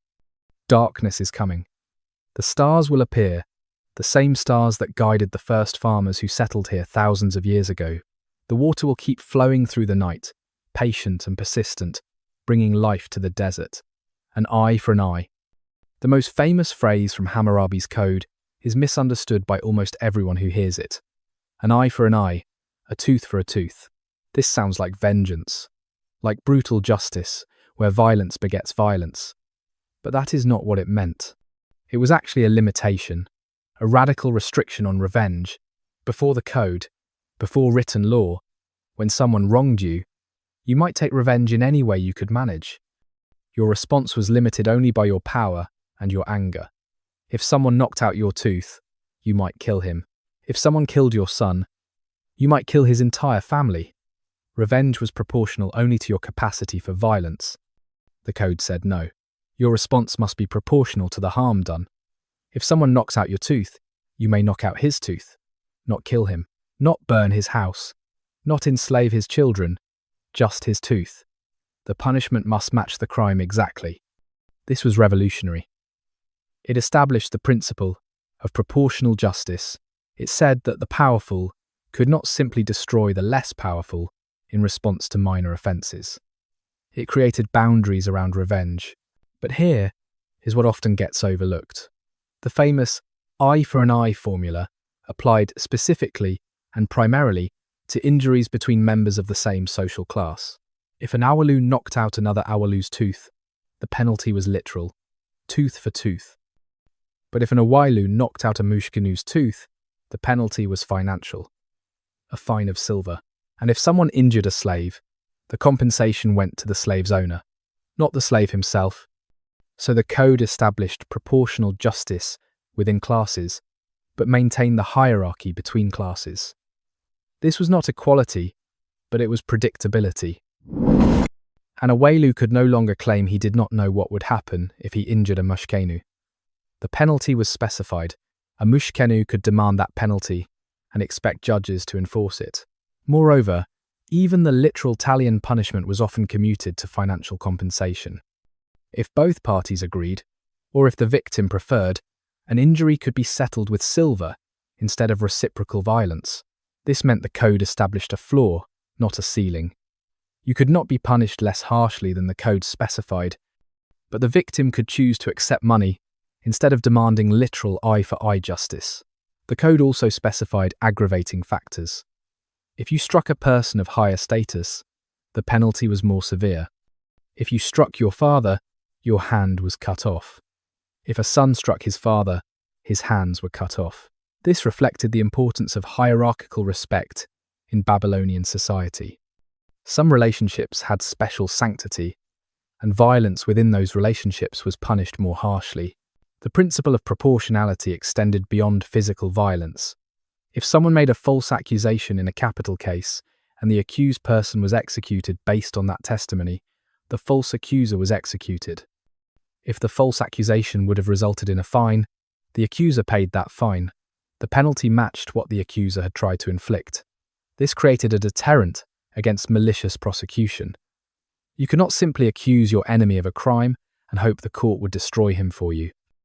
If your accusation was proved false, you faced the consequences you sought to impose on him. The code's approach to justice was practical rather than philosophical. It did not ask what justice means in an abstract sense. It asked what punishment would deter future offences while satisfying the victim's desire for restitution. It asked what penalty would maintain social order without creating feuds that lasted for generations. And it worked, at least well enough that the principles lasted. Proportional punishment, specified penalties, the idea that justice should be predictable and not arbitrary, these concepts spread beyond Babylon. They influenced Hebrew law, which adopted eye for an eye explicitly. They shaped Greek and Roman legal thinking. They became foundational to Western legal tradition. When we say, the punishment should fit the crime, we are echoing Hammurabi. When we insist that penalties be specified in advance, rather than determined arbitrarily after the fact, we are following his innovation.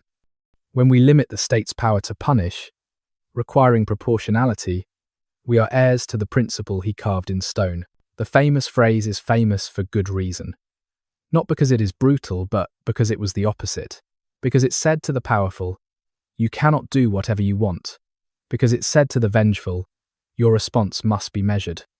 Because it created rules where, before, there had been only power. In the assembly, you stand in the city gate, part of a crowd of perhaps 50 people who have gathered to watch the proceedings. This is where justice happens, in Babylon. In the open, where everyone can see and hear.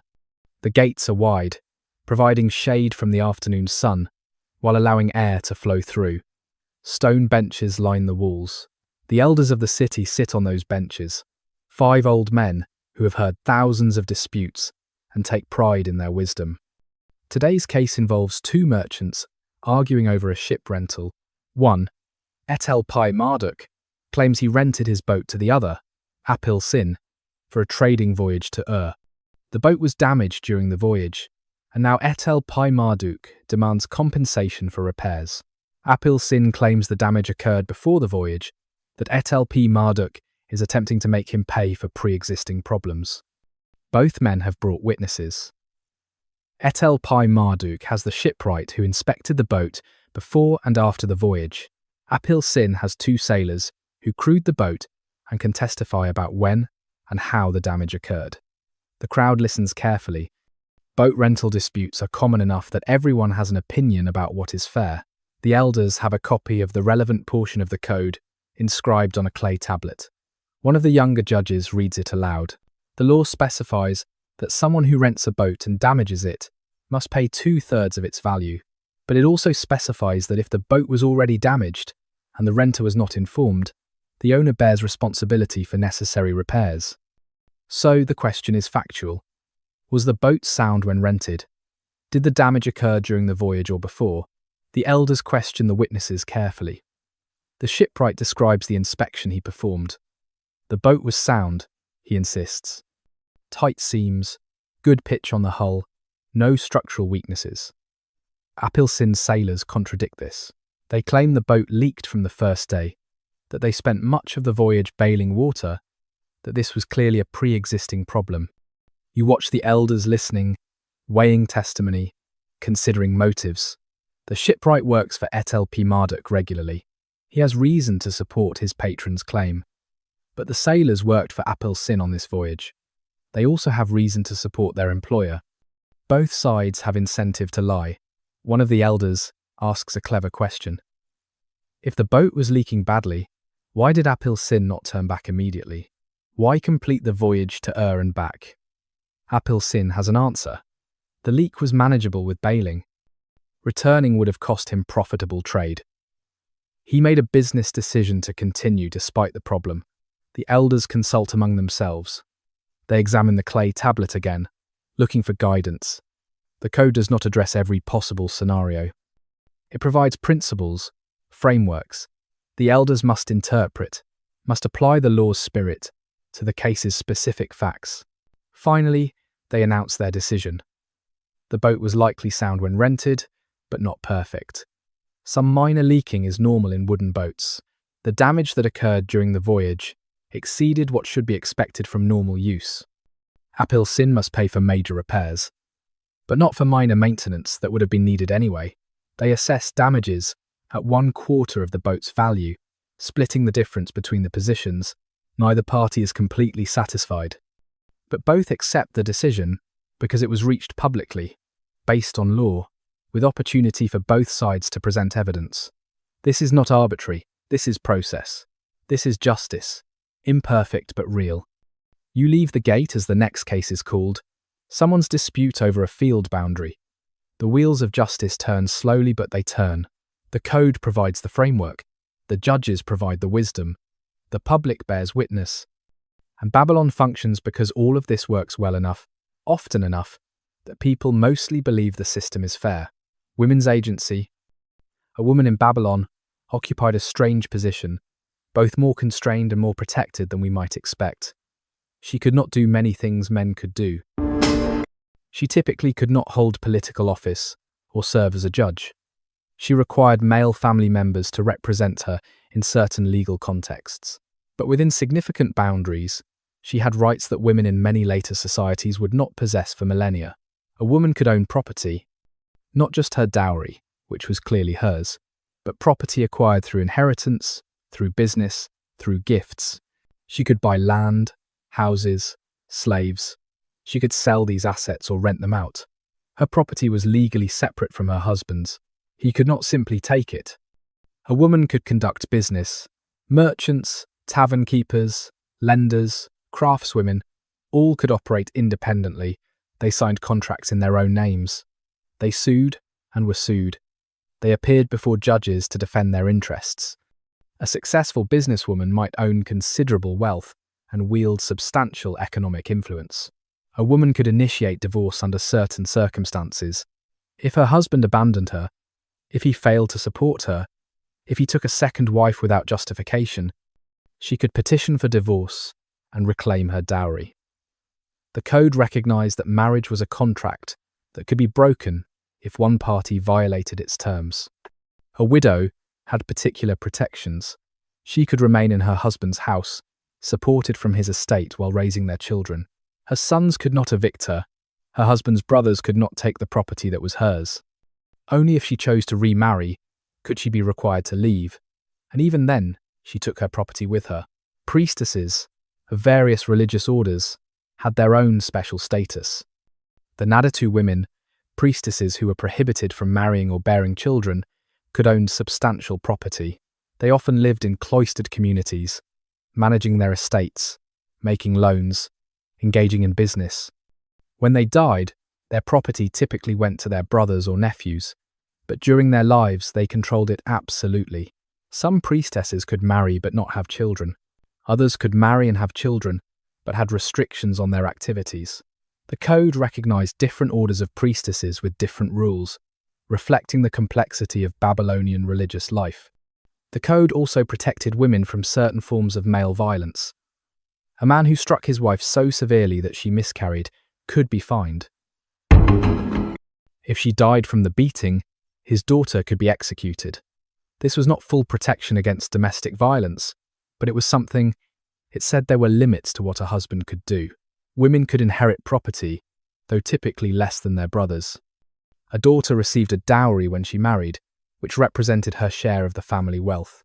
If she remained unmarried, she might receive a full share equal to her brothers. If she had no brothers, she inherited everything. A divorced woman, with children, retained rights to child support. She could not be left destitute. Her ex-husband had to provide for their children, and she could remain involved in raising them. A woman accused of adultery had some protection, limited but real. The accusation had to be proved. If it could not be proved, she could clear her name through the river ordeal. If she survived, her accuser faced punishment for false testimony. This was not a good system, but it was better than allowing anyone to destroy a woman's reputation with unprovable allegations. The picture that emerges is of women who navigated a patriarchal society with legal tools. They were not equal to men, but they were not powerless. A woman who knew the law could protect herself and her interests. A widow could resist attempts by her husband's family to seize property that was rightfully hers. A businesswoman could enforce contracts and collect debts. A priestess could manage substantial wealth and make independent decisions about her assets. This was not feminism, but it was not nothing. It was a system that recognized women as legal persons with rights that could be defended in court, and that recognition, written into law 4,000 years ago, was remarkable for its time. The widow's claim. Her name was Amat Mamu, and she had been married to Erebanum for 18 years when he died. They had 3 sons, ages 17, 15, and 12. Her husband had owned a profitable business trading in copper. He had also owned the house they lived in and a date grove outside the city. When he died suddenly, struck down by fever, everything became uncertain. The day after the funeral, her husband's brothers came to the house. They were polite but firm. The business would be managed by the eldest brother, they explained. The house should probably be sold and the proceeds divided. The date grove would be maintained by another brother. They would ensure the boys received their proper inheritance when they came of age. As for Amat Mamu, they would provide her with a small allowance and help her find somewhere else to live. She refused. She had heard these plans before, in other families. The widow was gently but firmly removed from control of any assets. The brothers managed everything, often very profitably for themselves, and by the time the sons came of age, there would be little left for them to inherit. The widow and children would be dependent on the brothers' goodwill, which tended to diminish over time. But Amat Mamu knew the law. More precisely, she had consulted with a scribe who knew the law, and the law was clear. A widow with children could remain in her husband's house. She could not be evicted. The estate had to support her while she raised the children. Only if she chose to remarry and leave could the brothers take control of the house. She told them this. They dismissed it. Custom, they said, dictated that male family members manage property. She was a woman. How could she possibly run a copper trading business? Who would respect contracts signed by a widow? She was being unreasonable and ungrateful. They were trying to help. She took them to the judges the next morning. The assembly of elders listened as she explained the situation. Her husband's brothers had a different story. They were not trying to evict her, they protested. They were trying to protect her. A woman alone could not manage these assets. She needed male guidance. Their intentions were good. The judges asked to see the relevant law. Amat Mamu's scribe read it aloud from his clay tablet. The language was unambiguous. A widow with children remained in the household. The estate supported her. The brothers had no automatic right to manage anything. But the brothers raised a practical objection. The copper trading business required travel, negotiation with merchants and officials, the transactions in distant cities. Could a woman really do this? Would anyone take her seriously? Amat Mamu had anticipated this. She explained that she had already been managing the business's records for years. She knew the customers, the suppliers, the prices. She knew which caravans were reliable and which were not. She had been her husband's partner in everything but title. And for physical travel, she could hire agents, as many merchants did. Her late husband himself had used agents for remote transactions. The judges deliberated briefly. The law was clear, they announced. Amat Mamu could remain in the house. The estate would support her and her sons. The brothers had no claim to manage the property without her consent. The brothers left angry. Family relations were strained for years afterward. But Amat Mamu kept the house, raised her sons, and managed the business successfully until her eldest son was old enough to take over. When he did, the business was more profitable than when his father had died. And Amat Mamu had taught him everything she knew about copper trading, about managing accounts, about negotiating contracts. Years later, when her eldest son married and started his own family, he brought his mother to live with him. She had her own room, her own servants, her own income from the date grove that she had kept when she turned over the business. She lived to see her grandchildren and died peacefully at age 60, respected by her family and secure in her property. She had won her case because the law was written down and judges were obligated to follow it. Without the code, Without those words carved in stone, she would have lost everything to her brothers-in-law. Custom and tradition and male authority would have prevailed. But the code said otherwise, and the code was visible, undeniable, enforceable. This was why written law mattered, not for philosophers and kings, but for widows and orphans, for people who needed protection from those who were stronger. Debt and redemption. Debt was unavoidable in ancient Babylon. Farmers borrowed seed grain to plant their fields. Merchants borrowed silver to finance trading expeditions. Families borrowed to pay for weddings, funerals, medical treatment. Credit was how the economy functioned. But debt could also destroy lives, if not carefully regulated. The code established clear rules about debt and its consequences. Interest rates were capped. For silver loans, interest could not exceed 20% annually. For grain loans, 33 1/3%. These were not low rates by modern standards, but they were limits. Before the code, a desperate borrower might agree to any terms, finding himself trapped in debt that multiplied faster than he could repay it. If someone could not repay a debt, the creditor could take family members as debt slaves. The debtor's wife, son, or daughter could be required to work for the creditor until the debt was satisfied. But the code imposed a crucial limit, 3 years maximum. After 3 years, the debt slave had to be released, regardless of whether the debt was fully repaid. This was extraordinary. It meant that debt could not become permanent slavery. No matter how large the debt, no matter how poor the harvest, you knew your family would be released after 3 years. This protected families from generational debt traps, while still giving creditors some recourse. The code also addressed harvest failures and natural disasters. If a storm or flood destroyed a farmer's crop, he did not owe interest on his debt that year. The principal remained, but the interest was forgiven. This prevented disasters from compounding, from turning a bad year into a catastrophe that destroyed the farmer's livelihood permanently. Creditors had rights too.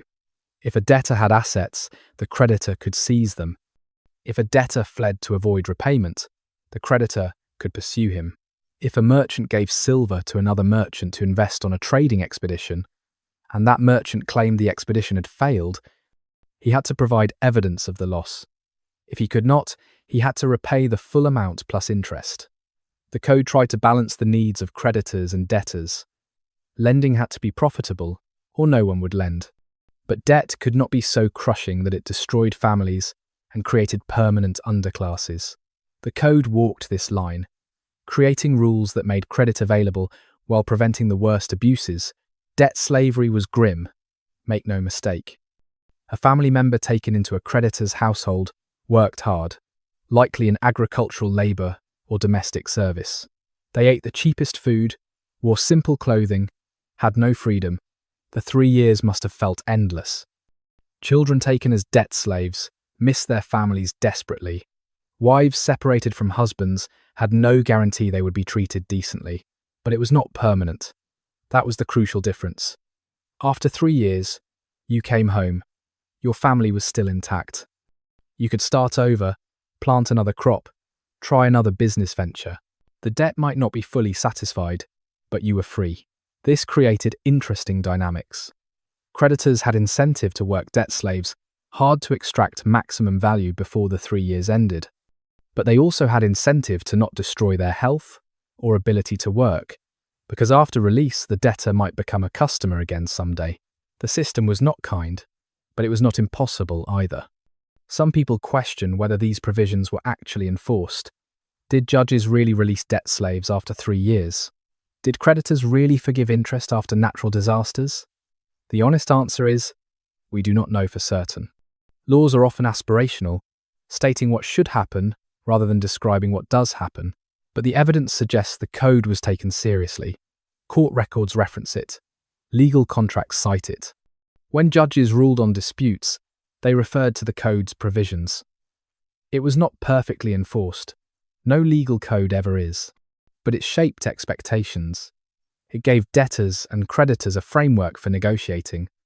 It provided principles that judges used to resolve disputes. And most importantly, it established ideas that lasted. The principle that debt should not be permanent slavery.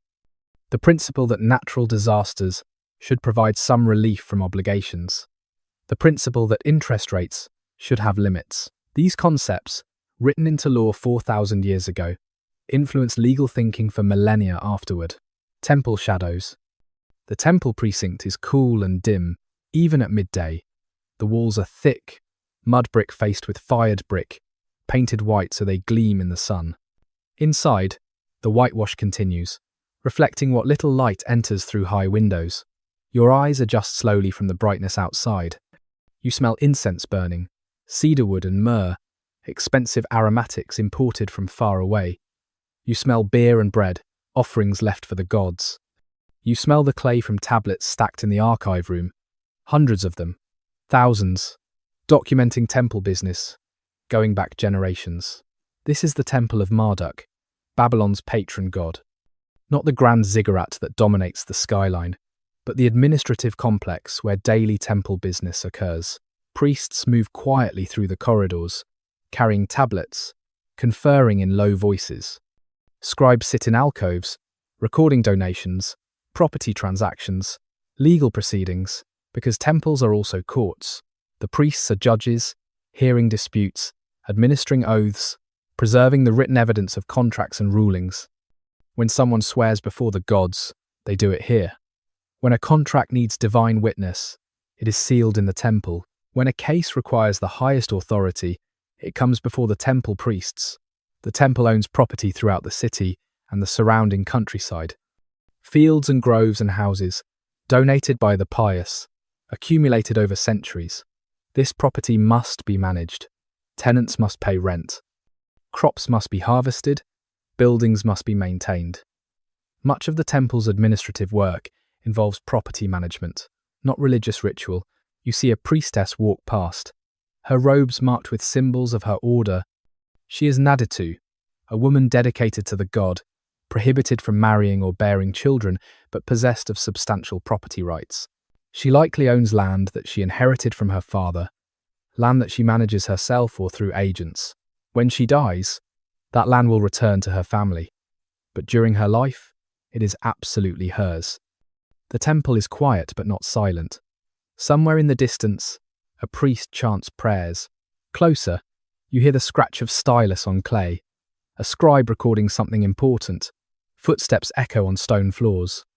The temple breathes with a life of its own, a rhythm that has continued for centuries, and will continue for centuries more, or so everyone assumes. In one chamber, you glimpse a judge hearing a case, a merchant and a farmer arguing about something, their voices rising despite the sacred space. The judge listens patiently. He has heard this argument in 100 variations.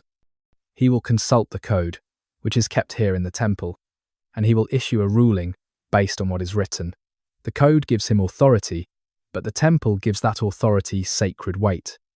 You leave the temple precinct carefully, respectfully. This is a place where earth and heaven meet, where human law is overseen by divine justice. The code may be Hammurabi's creation, but it exists under the god's authority. That is what makes it powerful. That is what makes it lasting. The gods and justice. The code was not simply Hammurabi's law. It could not be.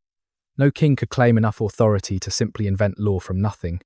Law had to come from somewhere higher, somewhere more legitimate than human will. So the code claimed divine origin. The relief at the top of the stele showed this explicitly.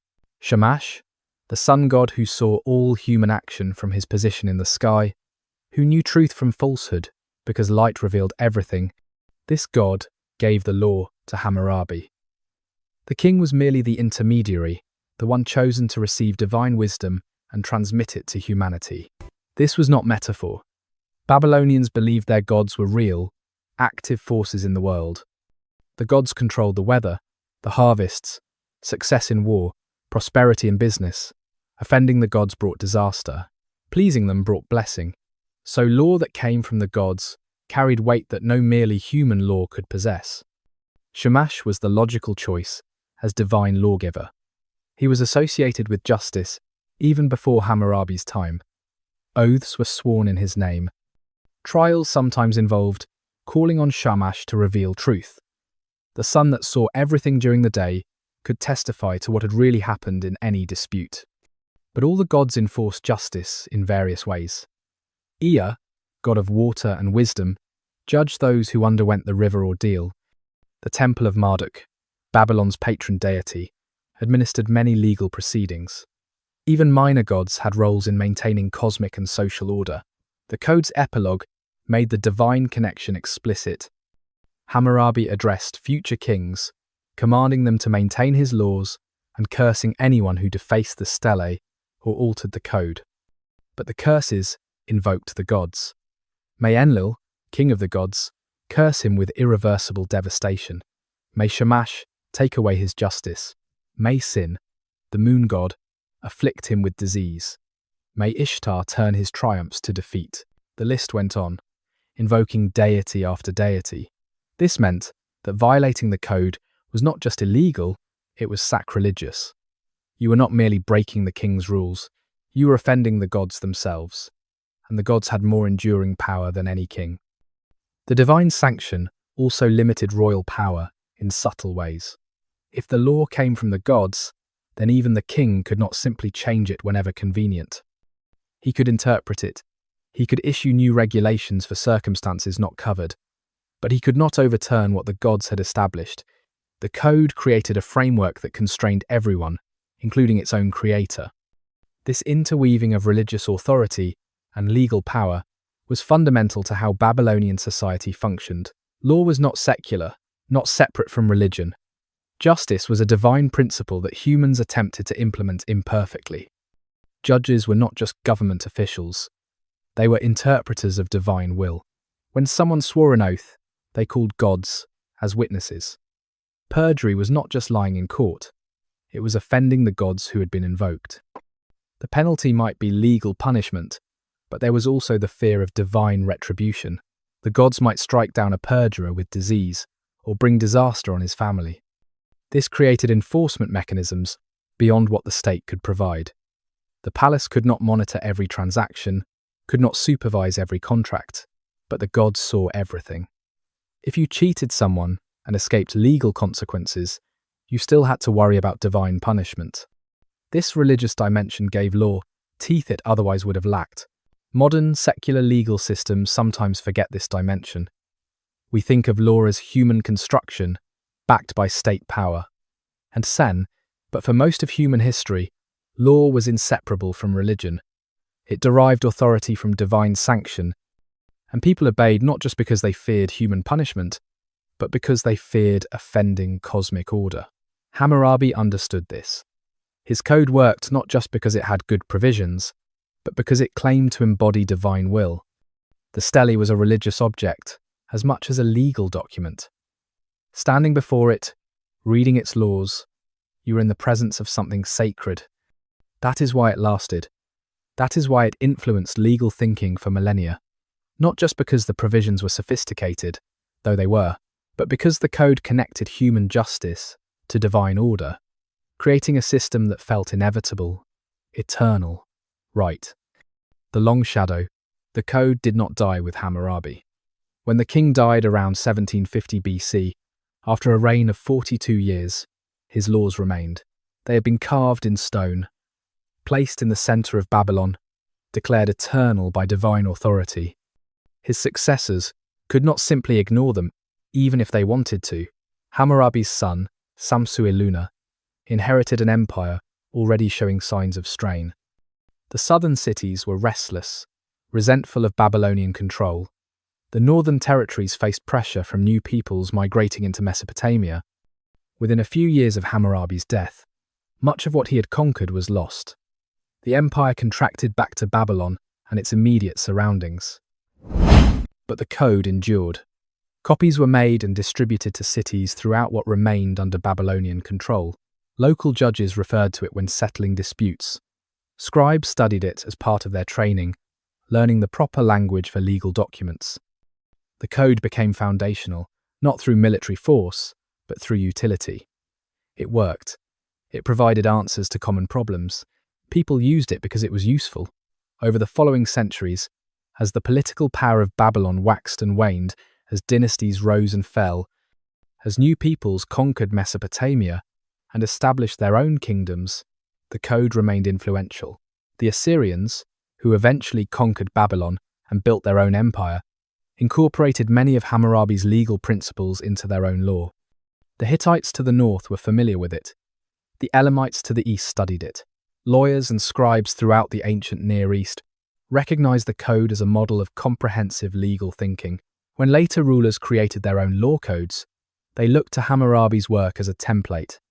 The structure, the organization, the types of situations addressed, all of this influenced subsequent legal development. The code also became a diplomatic tool. When kingdoms negotiated treaties or trade agreements, they referenced common legal principles that could be traced back to Hammurabi. The code provided a shared language for international relations, a set of assumptions about how contracts should work and how disputes should be resolved. In the Neo-Babylonian period, more than 1,000 years after Hammurabi's death, scribes were still copying the code. They preserved it not just as a historical curiosity, but as a living document with continuing relevance. When Nebuchadnezzar II rebuilt Babylon in the 6th century BC and created the city of legend with its hanging gardens and magnificent temples, scribes in his palace copied Hammurabi's code onto new tablets. The ancient law still mattered, even as Babylonian civilization itself declined, conquered first by Persians and then by Greeks, and finally absorbed into successive empires, until Babylon became a ruin, and its language a mystery. Even then, the influence of the code lingered. Hebrew law, codified in the Torah during the Babylonian exile, shows clear influence from Hammurabi's principles.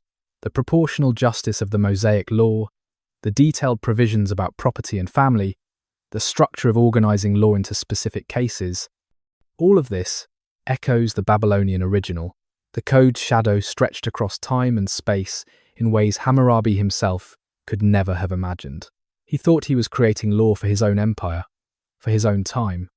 He could not have known that 4,000 years later, people would still study his work, still reference his principles, still recognize his code as one of the foundational documents of human civilization.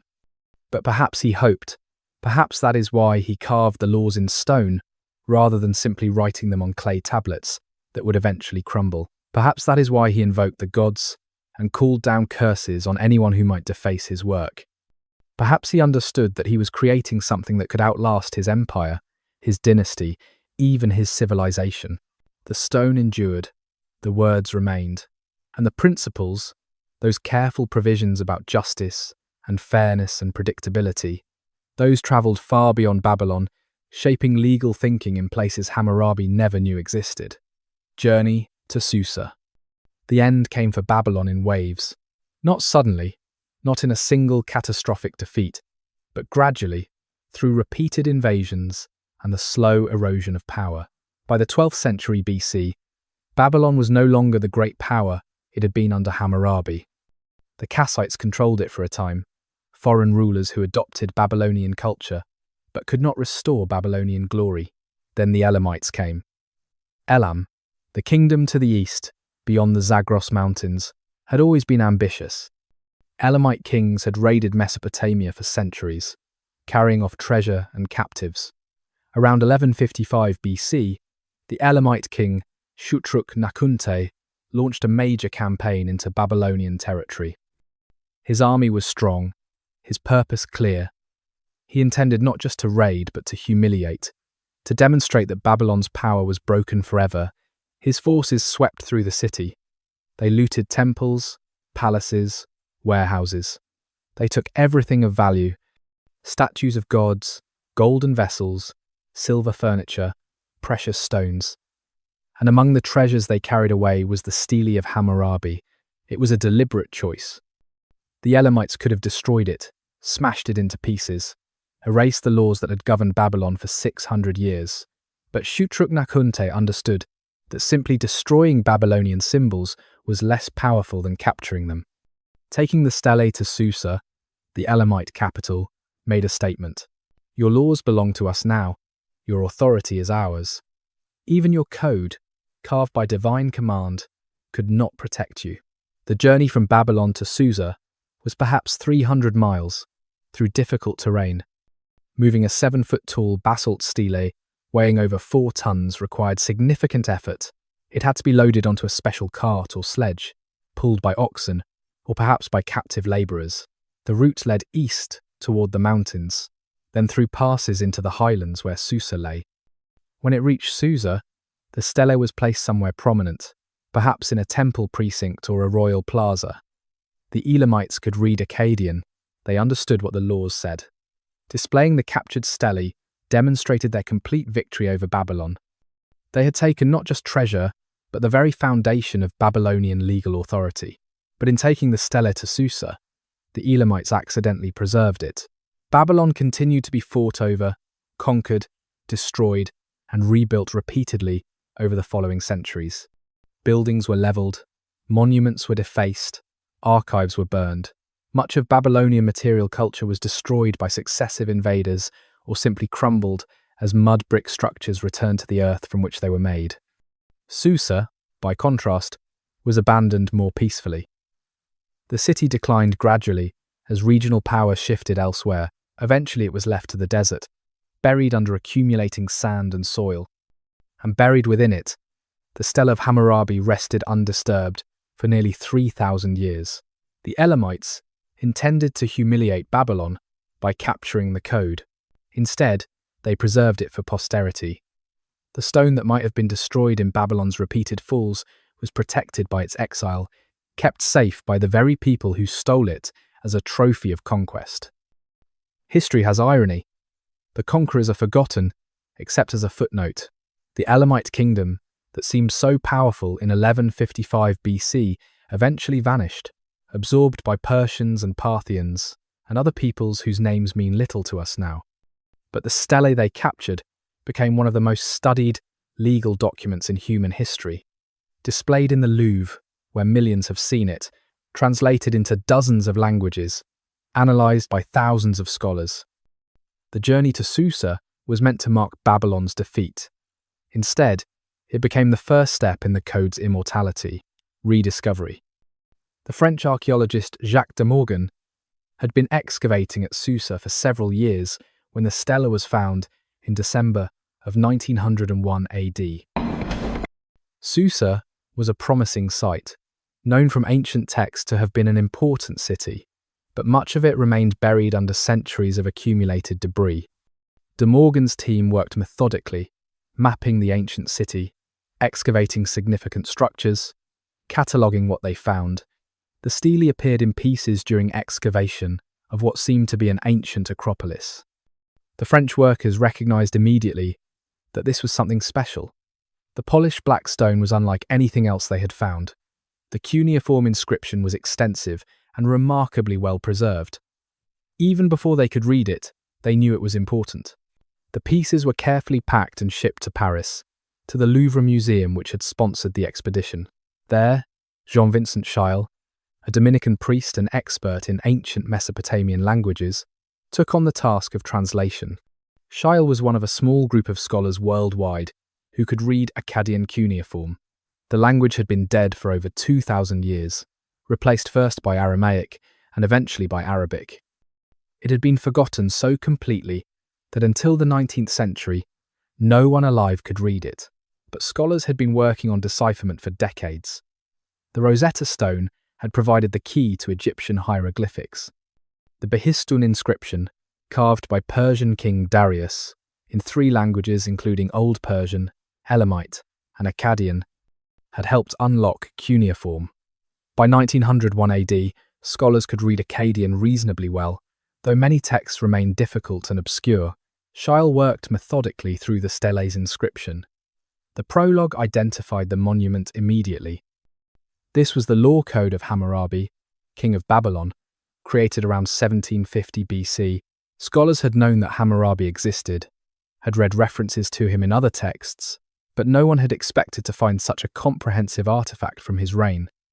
As Scheil translated the laws themselves, the significance became clear.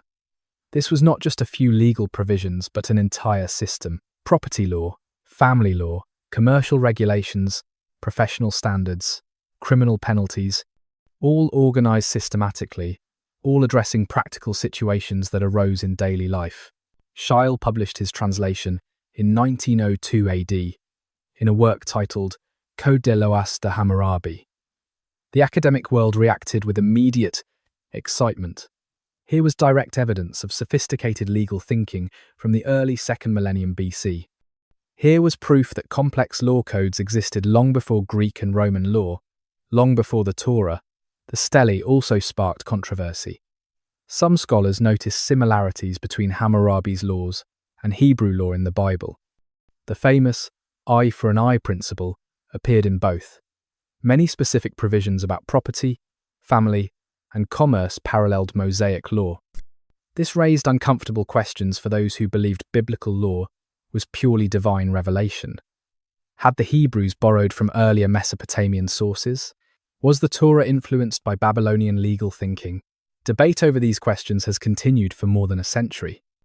The scholarly consensus is that Hebrew law was indeed influenced by earlier Mesopotamian legal traditions, including but not limited to Hammurabi's code.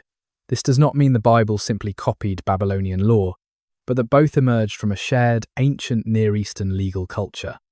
Beyond academic circles, the code captured public imagination. Newspapers reported the discovery. Museums created exhibits.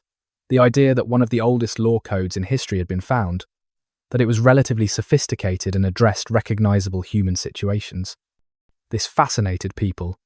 Here was evidence that humans 4,000 years ago faced the same problems we face, worried about the same issues, sought fairness and justice in ways we can understand.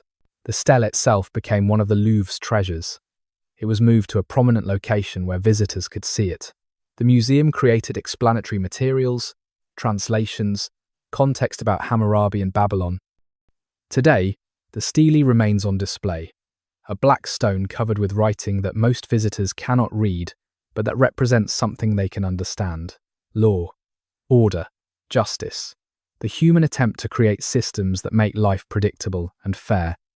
The journey from Babylon to Susa to Paris, from 1750 BC to 1901 AD, transformed the stele from a functional legal monument into a historical artifact. But in that transformation, it lost none of its power. If anything, it gained new significance as evidence of human progress, proof that the struggle for justice is ancient and universal. The scribe who carved, his name is lost. No inscription on the stele identifies him. No clay tablet preserved in archives mentions him. He was a craftsman, a stone carver, one of perhaps dozens employed by the palace to create monuments and inscriptions. He was skilled at his work, obviously, because the cuneiform on the stele is precise and clear after 4,000 years. But he was not important enough for anyone to record his name. Imagine him beginning the work. The basalt has already been selected, a massive piece quarried from somewhere far from Babylon, transported at enormous cost. It has been shaped into a pillar, 7 feet tall, rounded at the top. The surface has been polished smooth, and now he must carve 3,700 lines of text into this hard black stone. He has the text on clay tablets, provided by the royal scribes. He must copy it exactly, transforming the impressions in soft clay into chiseled marks in hard stone. There can be no errors. This is the king's law code, sanctioned by the gods. Every word must be perfect. He works methodically, marking out the columns first, planning the spacing so the text will fit properly. Then he begins carving, using bronze chisels and wooden mallets. Each cuneiform character requires multiple strokes. A single law might require hundreds of precise chisel marks, and there are 282 laws, plus the prologue and epilogue. The work takes months. His hands ache, stone chips fly constantly, and he learns to protect his eyes. Sometimes his chisel slips, striking where he did not intend, and he must carefully correct the mistake or abandon that section and begin again. The basalt is unforgiving. It does not erase. He carves through summer heat and autumn coolness. He works in a palace workshop, surrounded by other craftsmen creating furniture, weapons, jewelry, other inscribed monuments. They talk while they work, sharing news, complaining about their taskmasters, speculating about palace politics. But he cannot be distracted. The text demands absolute attention. Sometimes he wonders about what he is carving. He is literate, able to read the cuneiform he creates. He understands that these are laws, rules about how people should behave, penalties for various offences. Some provisions make him nod in agreement. Others seem harsh. He carves them all equally, his personal opinions irrelevant. Finally, after months of work, the text is complete. The prologue, the laws, the epilogue, all carved into the stone with precision. The relief at the top, created by a different artisan who specializes in figurative carving, shows Hammurabi receiving the laws from Shamash. His part is the text, and the text is finished. The stele is erected in a public place, probably near the Esagila temple complex, where it will stand for centuries. People gather to see it unveiled. Scribes read portions aloud for those who cannot read. The king is pleased. The work is approved. The stone carver receives his payment, probably a combination of silver and goods. He returns to his workshop to begin the next project, whatever the palace needs created next. His work on the code is done. He will never know that 4,000 years later, his precise chisel work will be studied by scholars, photographed and reproduced in thousands of books, displayed in one of the world's greatest museums. He was anonymous, a craftsman doing his job competently, but his work outlasted empires. The kings and priests and scribes who commissioned the code are known to us only through the stone he carved. Their names survived because he carved them. Their laws endure because he made them permanent. He created something that transcended its own time. The stone he worked with such care became a bridge across millennia, connecting ancient Babylon to the modern world, allowing us to hear the voice of a civilization that otherwise would be lost to silence. His name is forgotten, but his work remains, starlight over ruins. Night falls over the ruins of Babylon. The same stars that shone on Hammurabi's empire shine now on scattered mounds of earth and broken brick. The Euphrates still flows nearby, changed in its course, but still carrying water from distant mountains to the desert and the sea. Nothing stands tall anymore. The great ziggurat is gone, its bricks long ago carried away for other building projects. The palaces are dust. The temples are memories. Centuries of abandonment and pillaging have reduced the greatest city of the ancient world to low hills in the Iraqi desert. But the stars remain. The same constellations the Babylonian astronomers mapped so carefully, the same planets they tracked in their careful observations. The same moon, whose cycles they recorded and used to create accurate calendars. The sky has not forgotten, even if the earth has. A breeze moves across the ruins, stirring sand, rustling the dry grass that grows where streets once carried crowds. Somewhere a night bird calls. The sound echoes across the emptiness. If you stood here at night, you would feel time in a way few places permit. 4,000 years, compressed into stillness. The voices of merchants arguing in the marketplace, children playing in narrow streets, priests chanting in temples, judges hearing disputes in the city gates. All of those voices are silent now. The clay tablets that recorded their business transactions and love letters and astronomical observations are scattered in museums around the world, far from the hands that created them. But the stars witness. They saw Hammurabi rule. They saw the stele erected. They saw the Elamites come and take it away. They saw Babylon rise and fall and rise and fall through centuries of conquest and glory and defeat. They saw it all fade finally into abandonment. The stars are patient. They have seen civilizations bloom and wither across the world. Egypt's pyramids, Greece's temples, Rome's forums, all built and all declined under the same stars. Babylon is not unique in its mortality. All things human eventually return to dust. But something persists. The ideas, the principles, the knowledge that humans accumulated through trial and error and careful observation. The understanding that justice requires rules, that rules require writing, that writing can preserve wisdom across generations. These things do not die, even when cities fall. The wind continues its journey across the ruins. The stars wheel slowly overhead. The river flows. And somewhere in Paris, The basalt stele carved by an anonymous craftsman 4,000 years ago still stands, still speaks, still teaches anyone willing to listen. The night is peaceful here. No crowds, no noise, no urgent business, just ruins and stars and the eternal patience of time. Babylon sleeps. But what Babylon created lives on in ways its builders could never have imagined. The legacy of justice. The Code of Hammurabi was not the first attempt to write down laws. Sumerian kings had created earlier codes, the laws of Ur-Nammu and the laws of Lipit Ishtar among them. But Hammurabi's code was more comprehensive, more widely distributed, more influential. It became the standard against which other legal systems were measured. Its influence spread first through conquest and trade. As Babylonian merchants travelled throughout the Near East, they brought Babylonian legal concepts with them. Contract language developed in Babylon became standard throughout Mesopotamia. The basic structures of commercial law, how to handle loans and partnerships, and sales of property. These spread along trade routes. So, when the Hittites built their empire in Anatolia during the 2nd millennium BC, their law codes showed clear influence from Babylonian precedents. The structure, the types of cases addressed, the principles of proportional punishment, all echoed Hammurabi. The Hittites adapted these concepts to their own culture, but the foundation was Mesopotamian. The Assyrians, who eventually conquered Babylon, incorporated Hammurabi's code into their own legal system.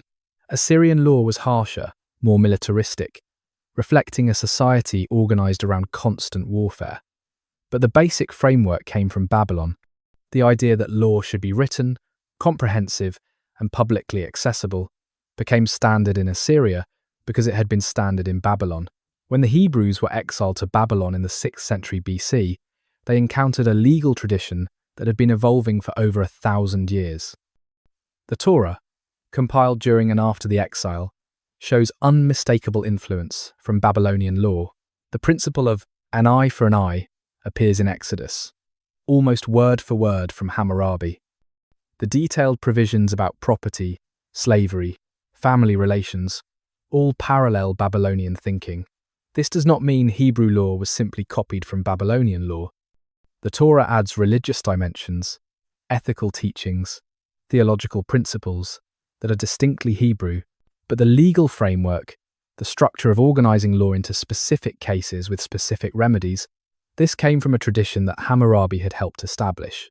Greek and Roman law developed later, and with less direct influence from Mesopotamia, but the principles had spread. The idea that law should be written and publicly displayed, most famously in Rome's 12 tables around 450 BC, echoed what Hammurabi had done 2,000 years earlier. The concept of codifying law, organizing it systematically, making it accessible to citizens.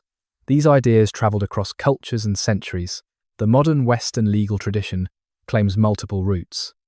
Greek philosophy, Roman law, Christian theology, Enlightenment political theory, all contributed. But deep in that tradition, older than all of these except perhaps the Greek contributions, is Mesopotamian legal thinking. The assumption that justice requires predictability, that predictability requires writing, that written law should be public and comprehensive. These ideas can be traced back to Babylon, today's legal codes, whether civil law systems in continental Europe or common law systems in Britain and America, whether religious law codes or secular ones, all share certain assumptions that Hammurabi would recognize. Laws should be written clearly so people know what is required. Penalties should be proportional to offences. Similar cases should be treated similarly. Judges should apply law rather than personal preference. These principles seem obvious now, but they had to be invented. They had to be established through practice and preserved through writing.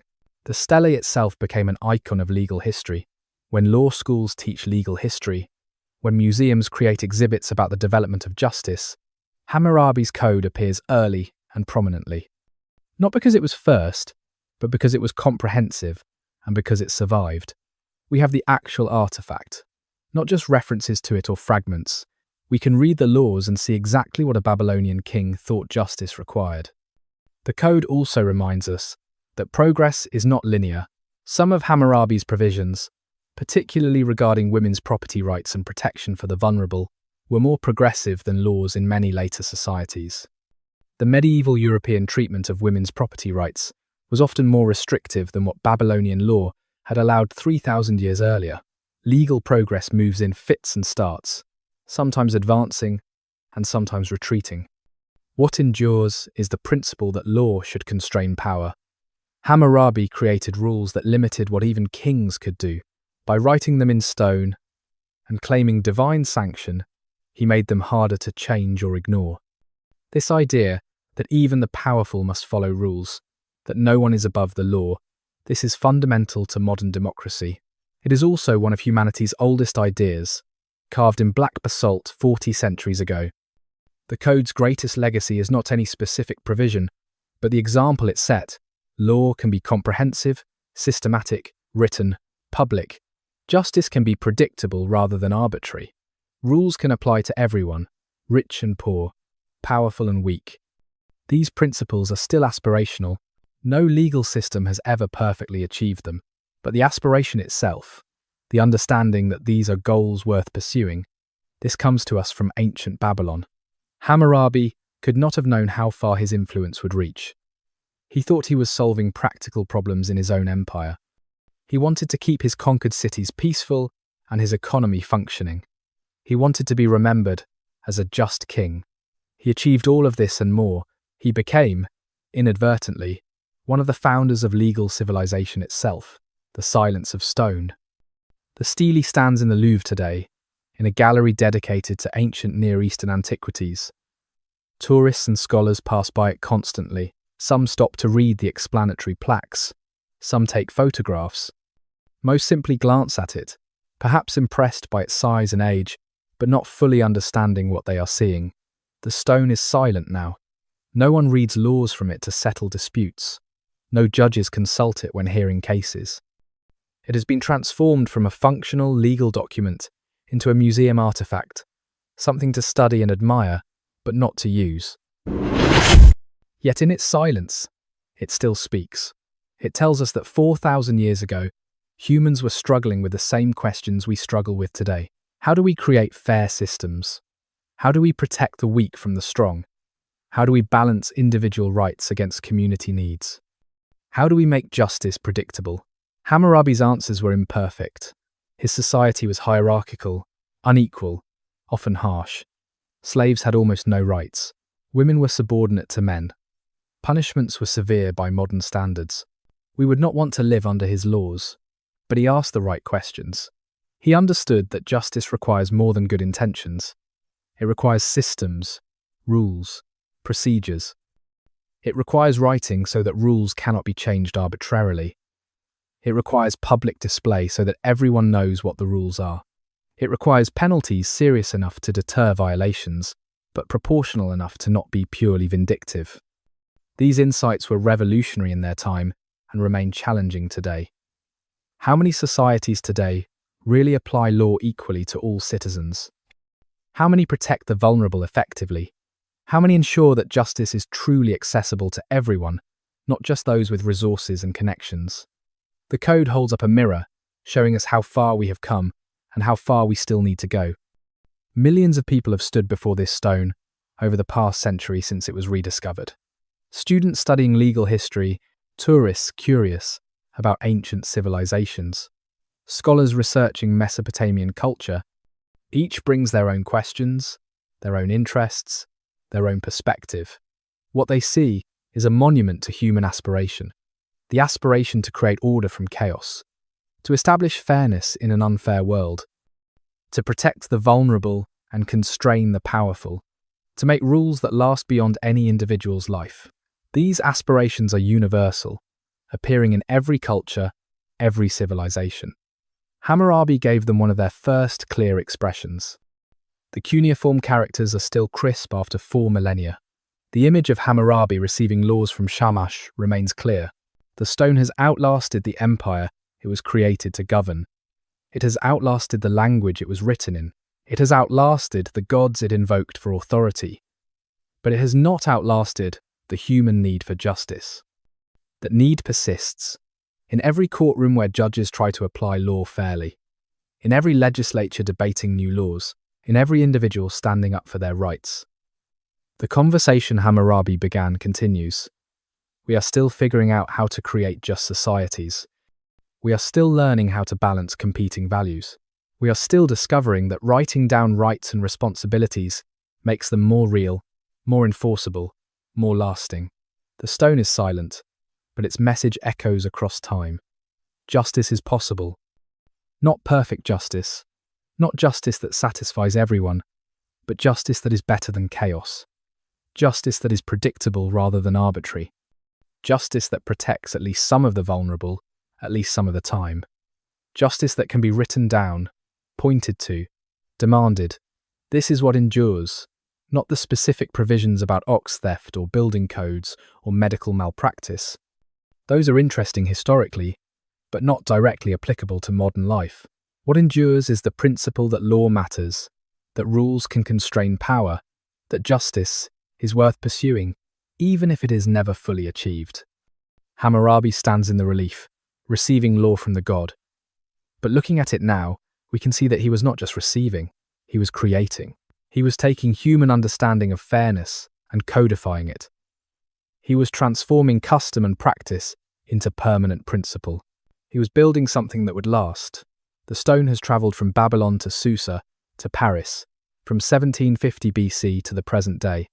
It has been trophy, relic, artifact, icon. But through all its transformations, it has remained what Hammurabi intended it to be, a statement that justice is real, that law matters, that humans can create systems that make life more predictable and more fair. The black stone stands silent in the Louvre, and in its silence, it continues to teach anyone willing to listen. Law began here, or if not here, then in moments like this, when someone decided to write down the rules and make them visible to all. The journey toward justice is long and never complete, but it has milestones, and this stone, this massive piece of basalt covered in wedge-shaped writing, is one of the most important milestones in human history. Thank you for exploring these quiet pathways of the past with me. May the tranquil flow of time carry you to peaceful rest.